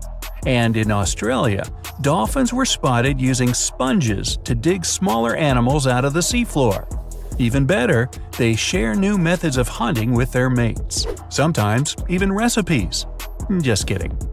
You can't escape from an angry dolphin by hiding in the depths. They can dive to more than 800 feet under the surface. The deepest a human has ever free-dived is 702 feet. Sharks are known to leave surfers alone and mind their own business. Dolphins, on the other hand, seem to like taunting people. There have been cases when they deliberately pushed surfboards until surfers fell off into the water and then jumped over them. If a dolphin comes close to you and starts to tail slap, you better get out of the water right away. It's likely to be a sign the animal's about to attack you. Dolphin snouts look smiley. That's why they seem friendly, kind, and harmless. But keep in mind, it's yet another wild animal. Yes, they're highly intelligent and cool, but be careful around them and try to keep your distance. Hey, if nothing else works, toss them a fish. 60 feet, longer than a semi-truck. The man reaches his hand out to touch the creature. From nose to tail, it takes him 20 seconds to walk its terrifying length. Count it out, almost half a minute. It's a long time to run your hand along something with a beating heart and black beady eyes staring down at you. A minuscule little scrap of meat, you. He's walking a bit slower than usual, of course. His heart pounds in his chest. Its teeth are as big as his hand, and those massive jaws lined with them. If you stood in its mouth, you'd need a friend standing on your shoulders to touch the top. This is the man's pet, like a goldfish, only bigger. It's a Megalodon. Fancy that. The giant shark that terrorized the ocean some 20 million years ago. For 13 million years, this 60-ton beast dominated the warm waters of our planet, though some believe that the Meg still lives in the most remote and deepest parts of the ocean. You've always been interested in the ancient shark. That's why you became a fossil hunter, and the money's good too. Those huge 7-inch teeth can go for thousands of dollars a pop. For the past few years, you've been traveling around the world in search of such artifacts and making a decent living. Recently, an old buddy of yours told you about this small town where local miners discovered entire deposits of Megalodon teeth. Your friend says the news isn't out yet, so you decide to go there straight away. Gotta get there before the hordes of other fossil collectors get the word. You spend days searching rivers, creeks, even digging into their banks and hunting on land. You look for any fresh construction sites around town, and that's when you find one. You see a group of workers and ask them if they or anyone else in town has found any fossils or large teeth on their excavations. "No, haven't heard anything about that," one of them answers with bewilderment. Frustrated, you call a cab and head back to the motel. The driver stops at a red light, and you notice several semis pass by on the road in front of you. The trailers read, "Best meat in the country." Perhaps the local grocery store is getting a fresh delivery. But that's when you notice they all stop at a private driveway off in the distance. The house looks like a mansion. The whole property is surrounded by a high fence. Massive iron gates open, and the trucks drive in. The light turns green and the cabbie pushes the gas. He glances at you in the rearview mirror, answering your unspoken question. Some bigwig scientist lives there. Weird guy. Don't see him out much." Your intuition tells you to stay in town a little longer. Something smells off. A house that big with such security? Maybe he found all those Megalodon teeth your friend told you about. From the looks of it, he must have found a whole fossilized skeleton. What's he hiding behind those walls? You can't sleep that night. Your obsessive curiosity brings you out to the scientist's house in the middle of the night. You just want to see with your own eyes. The fence is even bigger up close, and looks like it's made of steel or titanium. This guy is definitely hiding something. You walk along the wall, out around to the backyard.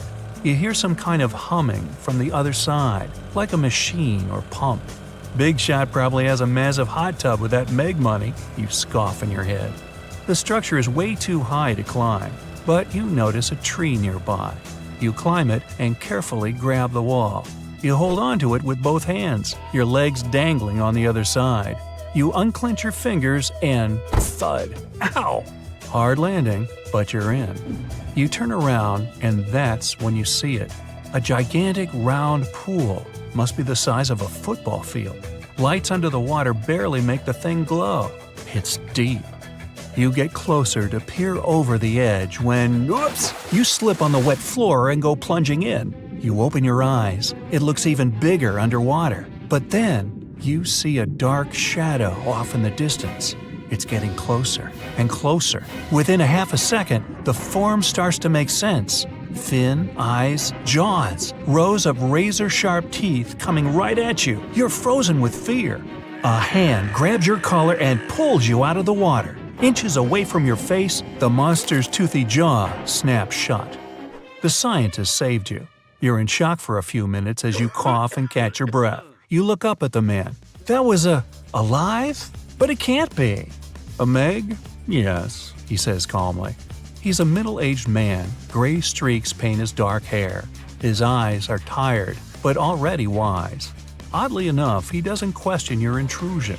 Sensing that you're a fellow enthusiast, he instead tells you a story. Years ago, he was out doing some research in the ocean. That's when he found a badly injured shark caught up in some fishing net. It needed surgery, so he brought it back to his lab and operated. While the specimen was healing, the scientist realized this was no ordinary shark. It was a Megalodon baby. He knew he couldn't set it free, and he couldn't tell anyone. The shark could never live an ordinary life if that happened, so he kept it. But as the years passed, the already big baby grew. 10 feet, then 20, 30, and then double that. The first problem he met was the size of the pool. Sharks always need to be in motion, so one thing was obvious. The pool needed to be round. If a dolphin needs a 24 by 24 foot space, and they're 1/10 the size of a Meg, then this pool needed to have a diameter of at least 240 feet. Yep, just shy of a football field. Your initial estimation was right. To pump water into it, the scientists would have to build a house near the sea. But coastal towns are usually crowded, too many prying eyes. He gives you a sly grin. So, he had an elaborate water system built underground. It runs for miles, long enough for him to stay pretty remote, but also gets the 1 million gallons of salt water he needs to fill the pool. But the most difficult part is the feeding. When Megalodon roam the global seas, it live on large fish, whales, and even other sharks. To keep a megalodon at home, you'd need, well, besides a lot of money, tons of meat, about 2,500 pounds a day. That's the size of a full-grown bull. He has the meat shipped in by truckload. Megalodon is a very active fish. It was always on the move and hunting. To keep it from getting bored, the scientist hooks the meat onto a large mechanical fish. The robot just swims around the pool, and the Meg tries to catch it all the time. Its teeth leave noticeable marks on the metal. When the bot's severely damaged, the scientist takes it out of the pool and repairs it, and then it all starts over again. But now, I understand that she needs to go back where she came from. My family and I have even grown to love her like a pet over these 15 years, but I need to let her go. Maybe you can help? It takes some planning over a few weeks, but together with the scientist, you put the shark in a huge tank full of water. It takes a crane to lift her. You load the thing onto a ship and sail it far away from the shore. As the onboard crane lowers her into the water, the scientist hands you a massive Meg tooth. Here, take this, and thanks for your help. His eyes are misty as he watches her swim away.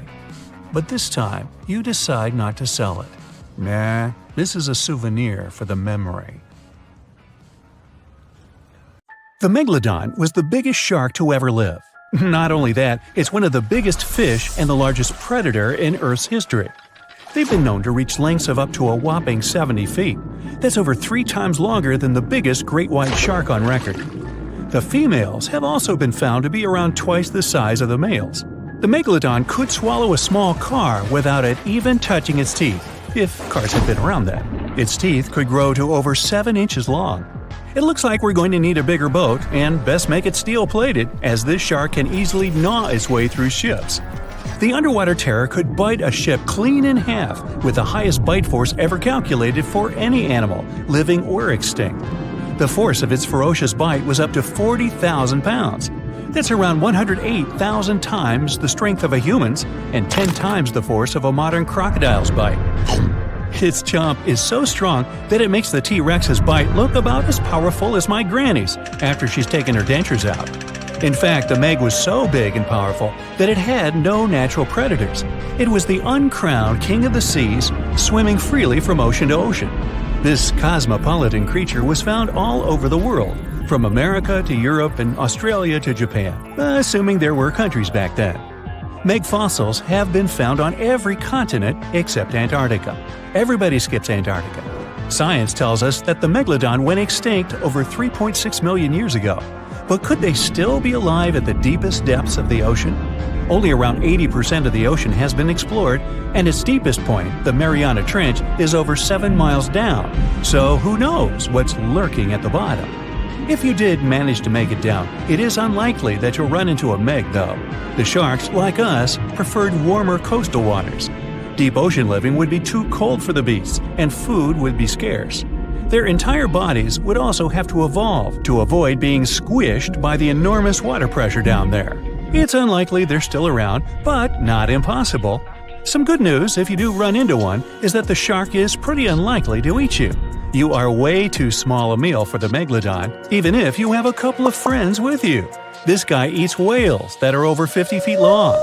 If you're having a beach party, though, it's a different story. In a beach full of swimmers, the shark very well might creep up, scooping several humans into its giant mouth without even chewing. But wait, let's rewind. How does the shark take down a 50-foot whale? It first bites off its fins, making the whale unable to swim away. It then casually munches it down piece by piece. Because of their size, sharks had to consume over a ton of food every single day just to sustain themselves, like me. All that food made the Megalodon extremely heavy. They range from anywhere between 50 to over 100 tons. For context, that's around the same as 7 to 16 adult male African elephants. To fit all this food in, their jaws had to open pretty wide. A Megalodon's jaw could span 9 by 11 feet wide. That's easily big enough to swallow 2 adult humans side by side. The fearsome name Megalodon comes from 2 Greek words, mega meaning big and odont meaning tooth. So combined, they mean what? Big tooth. And it certainly lives up to its name. Just one of its chompers is the same size as a human head. It had 276 humongous teeth in total across 5 terrifying rows. In all of history, only a couple of saber-toothed cats and the T-Rex had consistently bigger teeth. Now that's a showdown I'd like to watch. The Megalodon vanished millions of years ago, leaving only huge teeth to be found by modern archaeologists. They literally disappeared with very few traces left. Scientists believe that over time, sea levels dropped and the ocean temperatures went down rapidly. Over a third of all marine life was wiped out as the oceans cooled and a number of animals at the bottom of the food chain plummeted. This had a catastrophic effect on the hungry predators at the top. Sorry guys. It became way too cold for these sun-loving sharks too, which made it difficult for them to reproduce since they gave birth in warm waters.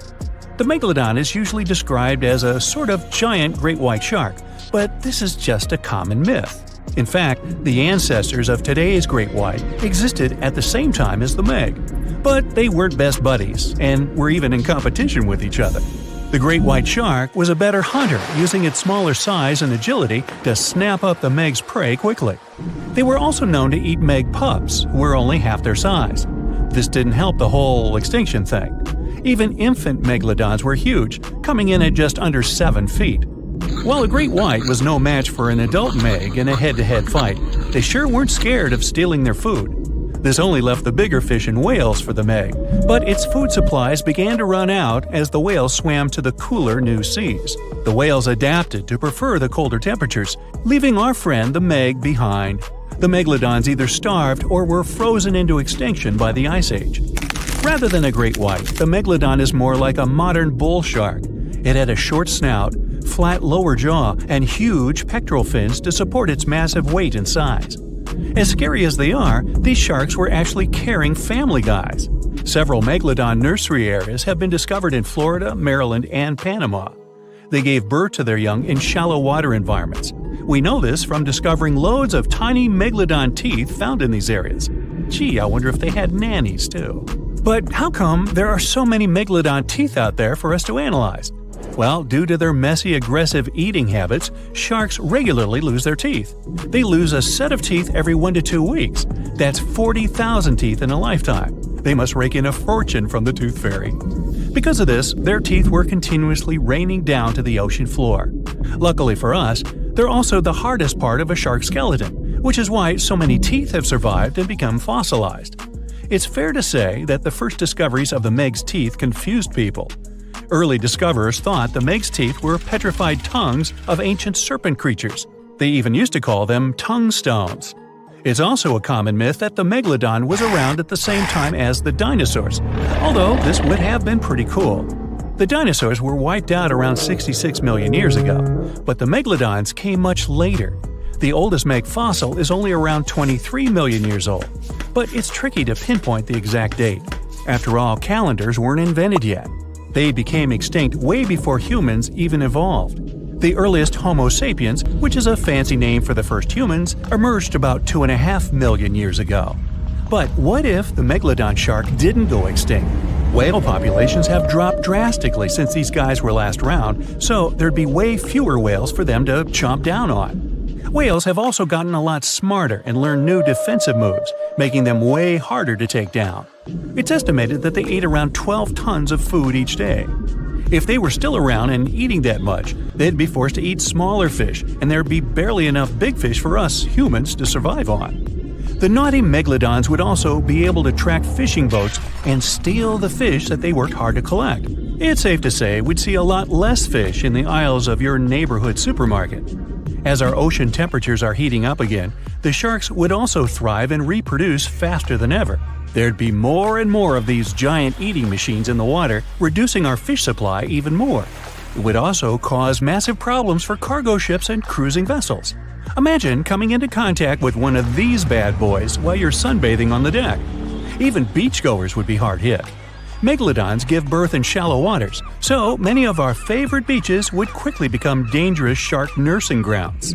Hey, where did that beach volleyball game go? They were playing just a moment ago. You travel along the coast of the North Atlantic. In your Jeep, you're driving through the jungles and plains, taking amazing pictures of wildlife for your blog. And then you accidentally come upon a place that isn't marked on any map. It's a bay with an azure coast. No human has ever set foot here.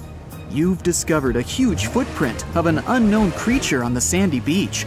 The size of the print is more than half of your vehicle. Suddenly, out of the tropical forest that borders with the beach, you hear a deafening roar. Palm trees crack and break as an unknown monster comes out of the jungle. To understand what it is, let's go back to the past.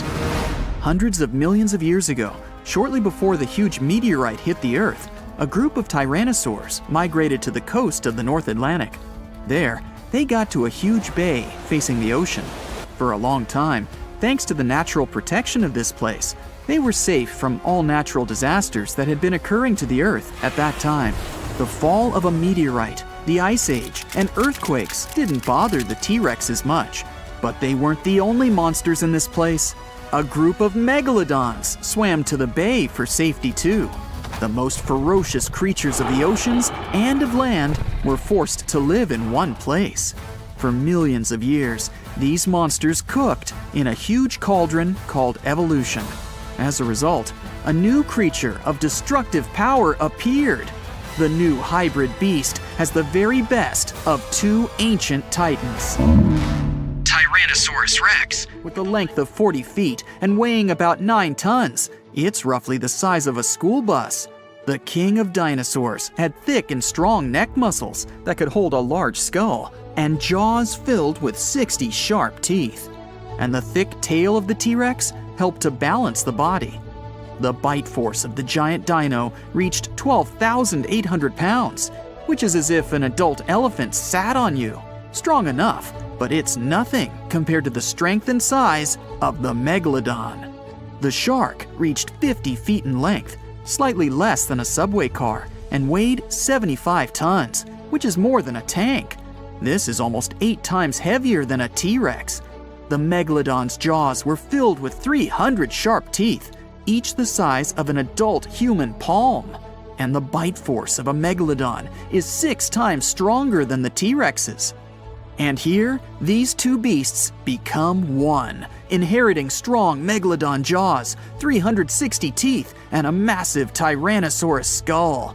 The hybrid monster moves on 2 legs, but has fins on its back and the tip of its tail, as well as webbed toes. Its length from the tail to the skull is 70 feet, and its weight is about 90 tons. This is the largest creature in the entire history of the planet. After a blue whale, of course. Since it survived all natural disasters and had no competitors in the food chain, it's been able to live to this day. And here you see the Megalodon Rex, or Tyrannolodon, however you want. Its roar deafens you. The monster is coming at you. Every step feels like a little earthquake. You press the gas pedal, but the car doesn't go. The wheels are stuck in the sand. There's no choice. You leave the car and take an inflatable boat with a small motor from the trunk. At this moment, the Tyrannolodon grabs the Jeep with its jaws and crushes it like a cardboard box. The pressure, comparable to the weight of 6 adult elephants, is now being applied to your Jeep. The monster chews it like so much chewing gum. You can hear its sharp teeth cutting through the metal and rubber on the wheels. And then, the dinosaur spits the car out. Meanwhile, you run to the water, start the engine, and sail away on the boat as far as possible. The dinosaur runs after you and jumps into the ocean. It swims like a shark. You can see a fin sticking out of the water, the size of a small sailing boat. Fortunately, the monster isn't able to catch up with you. The Megalodon's speed is about 10 miles per hour, but now it slows down almost twice as much because it has massive hind legs. The webbing on the legs helps to swim, but it's still a big weight. The physical form of the dinosaur doesn't allow it to accelerate too much. 8 miles per hour is its maximum. The fin is moving further and further away from you, but at this moment, the engine starts to rattle. Oh no! You remember you didn't fill the tank with fuel! This means that in a couple of minutes, you will be left alone with a huge predator. It won't see you since you've sailed far away, but the shark part of our monster has a great sense of smell in the water. You won't be able to escape its nose. You turn the boat and head for the shore. In the distance, the triangular fin is swimming around. You give it a wide berth to avoid being caught by Pteranodon. But you don't have enough gas. The engine shuts off. You start rowing with an oar, but now you're moving too slow. The monster is inevitably catching up with you. A huge dinosaur emerges from the water and falls back, creating a huge wave. It throws you to the shore along with the boat. The monster comes out of the water and runs after you. You have a chance to save yourself because the speed of the Pteranodon is about 10 miles per hour, which is slightly slower than the speed of the T-Rex. You run and easily find a shelter. But you realize in time, this is a bad tactic, since the T-Rex part of the monster has well-developed smell receptors. It can sniff you out as well as a domestic cat. You just need to run as far as possible from this beast. You can hear the deafening roar of the Megalodon Rex behind you. Trees are breaking, the ground is shaking, but then it's suddenly all quiet. The Pteranodon's heart does hard work when it pumps blood through the huge dinosaur's body. When it runs, the heart works even more intensively. Because of this load, the dinosaur has little endurance. It quickly runs out of energy. Perhaps it's sitting on the ground right now and catching its breath. Tired, you also stop. You can't hear the dinosaur's footsteps. The T-Rex couldn't hunt small dinosaurs, as they easily ran away from it, and its approach was heard from afar. Only big plant-eating dinosaurs, as slow as itself, could become its dinner. It's the 21st century now, and the dinosaurs are extinct. So what does this monster eat? At this moment, you can hear the trees crunching a few feet away from you. Through the bushes and leaves, you can see a large triangular plate. You run to the side and realize that this is a real Stegosaurus. It seems the Jurassic period is still preserved on this piece of land. The herbivorous dinosaur, the size of a bus, calmly eats grass and makes noise. On the other side, you hear the heavy footsteps of the hungry Pteranodon.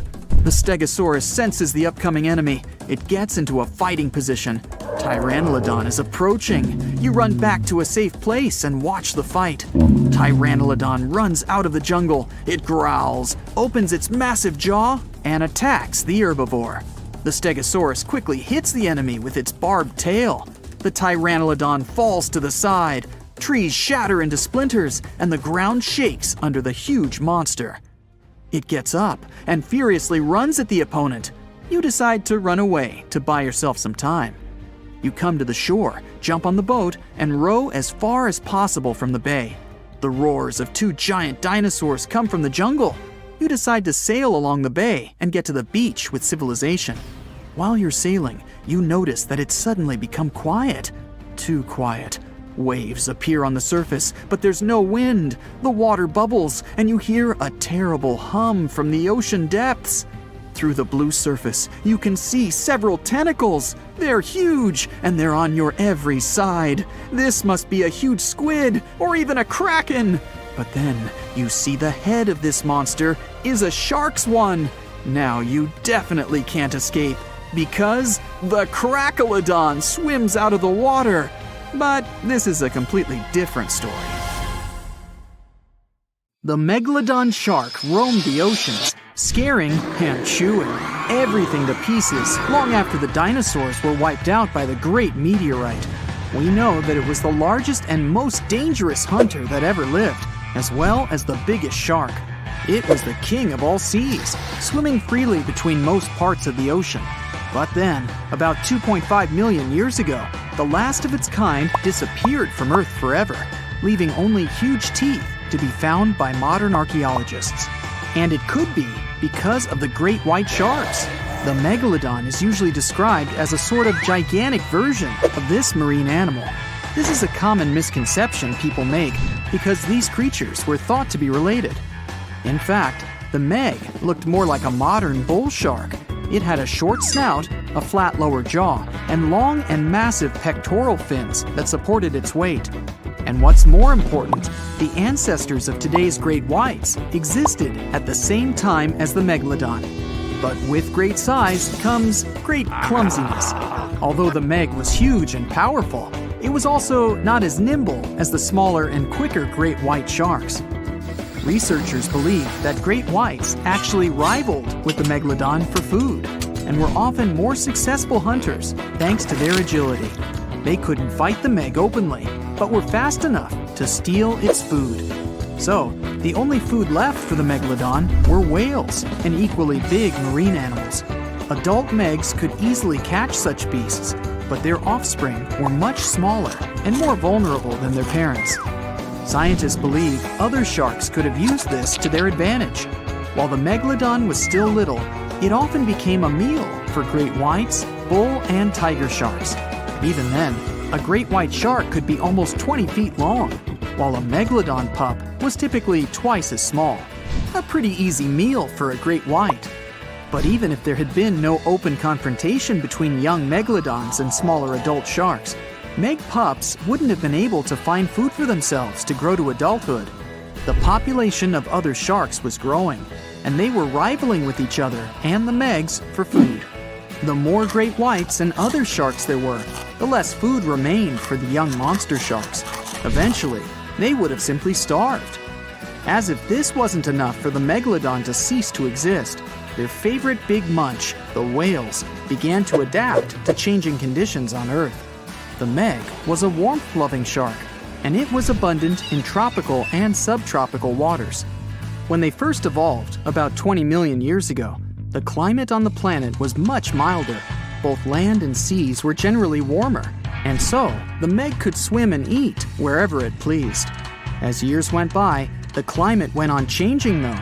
It became extremely cold closer to the poles, and lots of marine animals and fish had to adapt to this temperature shift. But the Megalodon didn't cope as well. It still loved warm waters, so it stayed where it felt comfortable, even if that area was shrinking. What it didn't realize was that whales were among those who became okay with the cold. The big marine mammals went further north, and Meg was left without a supper. The largest and most ferocious predator to ever haunt the oceans, the Megalodon shark, dominated the seas for centuries before becoming extinct millions of years ago. However, scientists managed to discover very few remnants of the giant shark.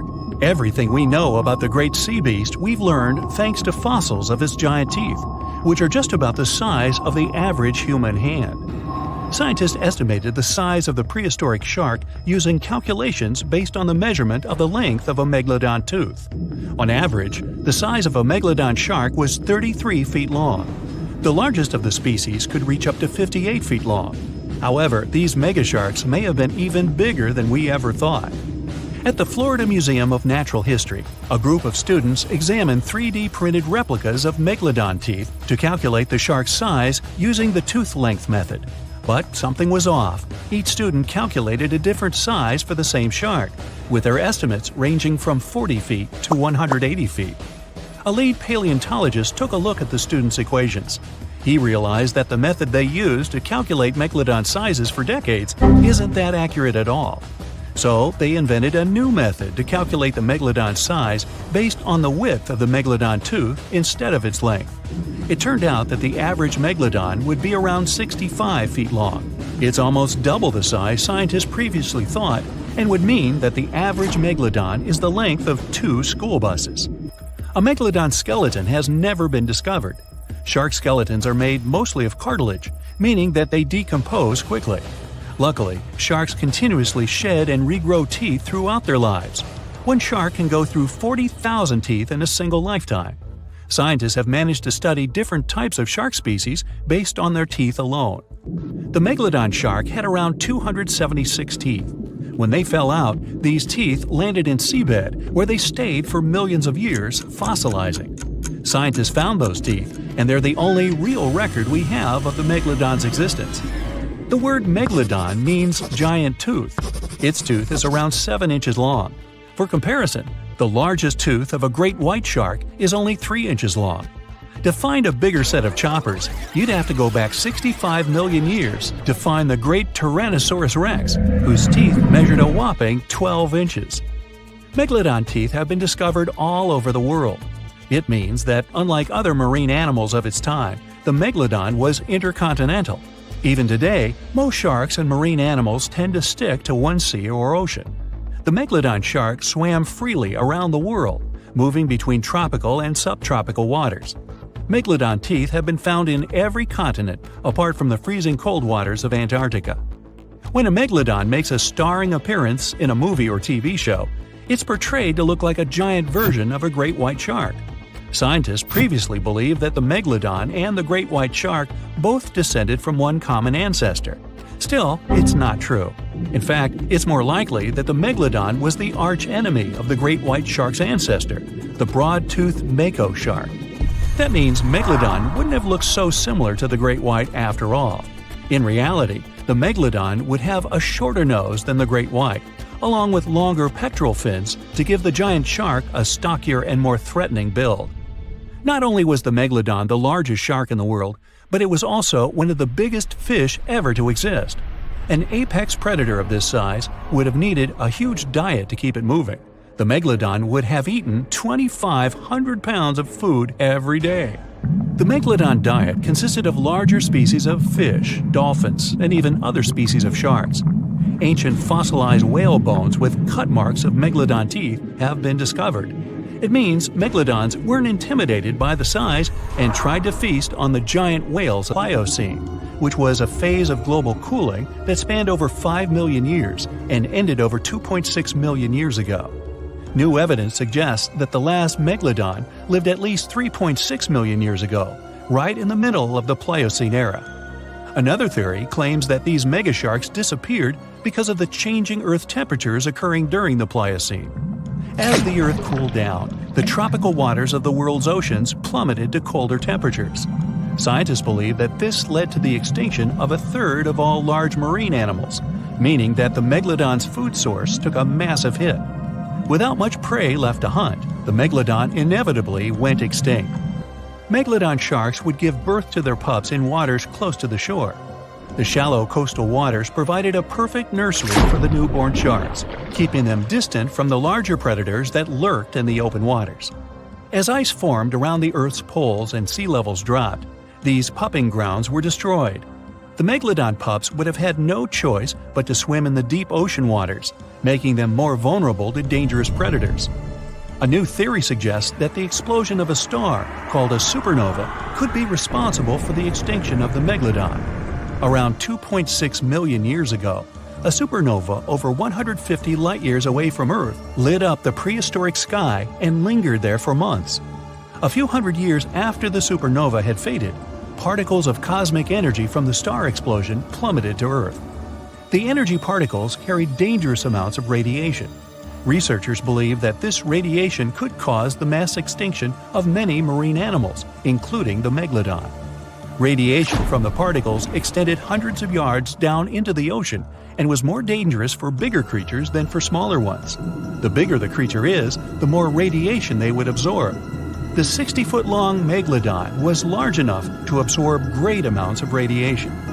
Some people believe that the Megalodon is still alive today, lurking at the depths of the ocean waters. But it's unlikely to be true. Megalodons are a warm water species, which means they would be unable to survive in the cold waters of the deep ocean. Most of the Megalodon's potential prey live in shallower waters, meaning there would be very little for the Megalodon to eat at a deep sea level. Simply put, if there were an animal as big as the Megalodon still living today, we would have spotted it by now.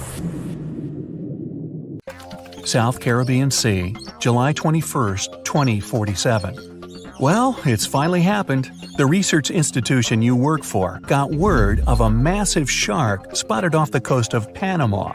Local scientists confirmed the impossible. It's a Megalodon, and you've been sent with one mission: to study this thing up close and within. Hey, it's also your birthday, but the cake will have to wait. They've already got the specimen ready. With enough tranquilizer to take down 10 elephants, the Meg is immobile. But you're on a strict time limit. The sedation will wear off in a half an hour. All right, it's go time. The head researcher slaps you on the back. Good luck down there, and remember, don't get anywhere near that turbine. Oh, right. They set that up in front of the shark to keep water flowing through its gills. Without the continuous flow, the Meg wouldn't be able to breathe. Got it. And you jump overboard. You set the timer in your watch for 25 minutes, just to be safe. The shark isn't too far under the surface. 60 feet long, weighing probably 50 tons, it's the size of a train car. She's a big girl, all right. Males wouldn't get much bigger than 40 feet. You swim closer to her, remove one of your gloves, reach out and touch her. Her skin is like sandpaper, covered in tiny teeth-like scales. They curve toward her tail fin and reduce drag as she swims. How is it going down there? Keep it quick. It's all good, Dr. Perez. I'll be done before you know it. You pull out your tablet and open the X-ray app. You hold it in front of you and run it along her body. The screen shows all the detail in her strong muscles. The red tissue needs oxygen and helps her cruise over long distances. Then there's white muscle tissue. It isn't oxygenated and is only used for sudden bursts of speed. You switch the setting to skeletal view. All the cartilage, the same flexible stuff your ears and nose are made of. It keeps the shark lightweight so she can zip through the water without expending too much precious energy. And zip she does, about 16 feet per second, twice as fast as the great white. The weight of her own body would crush her internal organs on land, since sharks have no rib cage. Let's see how old you are. You zoom in on her backbone. It's calcified, just like her jaw, making them both stronger. You do a crosscut of one of the discs in your app. The vertebrae have bands. Just like rings in trees, they tell the shark's age and growth history. You count them. 15. She's about halfway through her life. Her skull is made of a denser cartilage to protect the shark's Y-shaped brain. The snout is spongy and flexible, easily taking blows without breaking. 20 minutes left on the sedation. What's your status? The lead researcher radios in again. Muscular and skeletal analyses are done. Moving on to the sensory organs. Roger that. You swim up to one of her black, beady eyes. A chill goes down your spine. It's as if she's looking right at you, a helpless piece of meat, her next meal. Hey girl, if only you had eyelids to let me know you're definitely knocked out. Behind her eye, you see a tiny hole. Hey, found your ear. Sharks obviously don't have outer ears, but their hearing is still impeccable. This megafish could hear you thrashing in the water from 10 football fields away.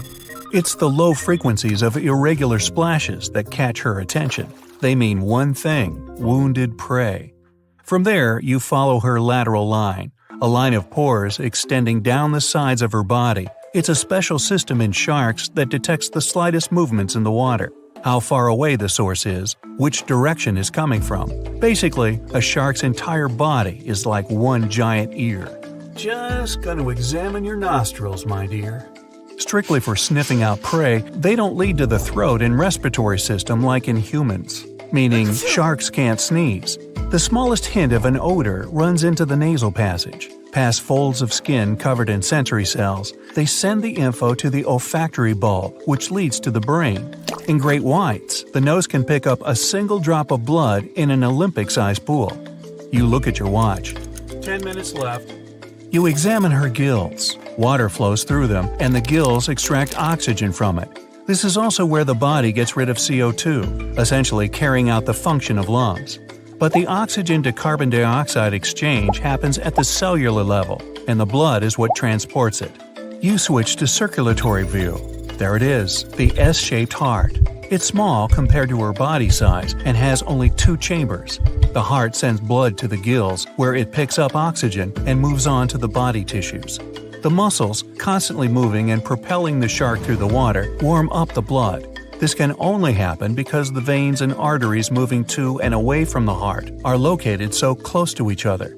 Blood that's warmer than her environment and not dependent on it, unlike other fish, allows the Meg to hunt in cooler waters as well, even if she prefers warm areas. That means nothing can hide from her. Everything about her body is designed to sniff out and gobble up any prey. We're getting some fluctuations in the vitals. Come on, wrap it up. Almost done. One thing left, the thing you've been avoiding, her mouth and digestive tract. You swim up to her jaws, careful to keep your distance from the current flowing into her face.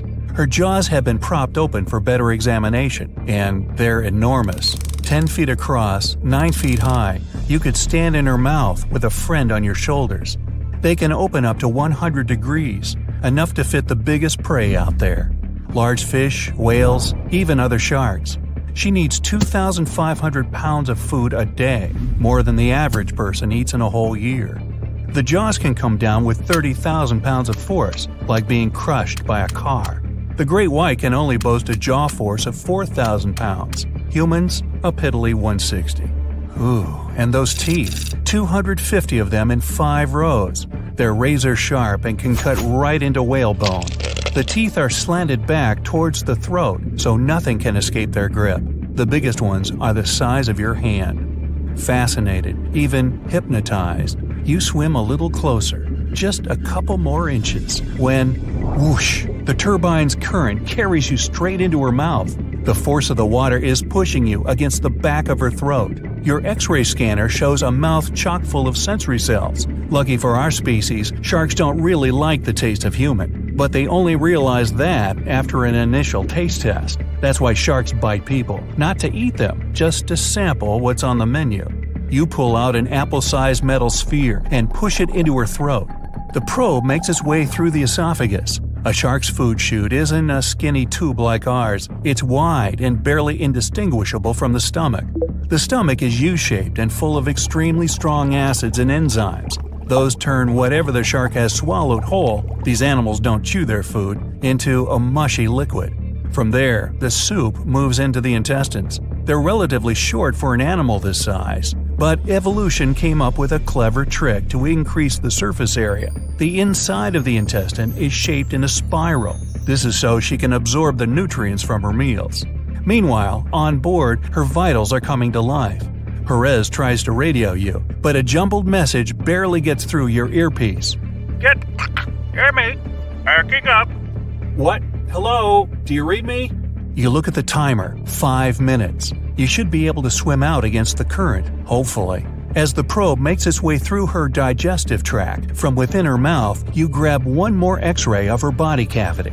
You see the liver. It's massive, takes up 90% of the space in there, and accounts for 25% of her weight. It's full of oils and helps with buoyancy in the water. But then, you see something moving within her. It's a pup. Shark babies are ready to hunt on their own as soon as they're born. This Meg pup must be 7 feet long. But this means she's not the only one. Just then, the turbine shuts off. Your timer starts beeping. Hey, I still technically have 5 minutes.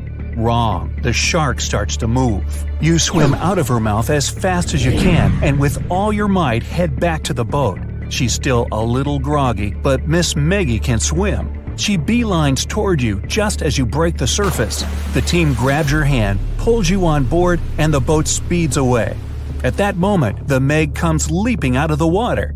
She follows you for a while, but loses interest soon enough. Whew, that was too close.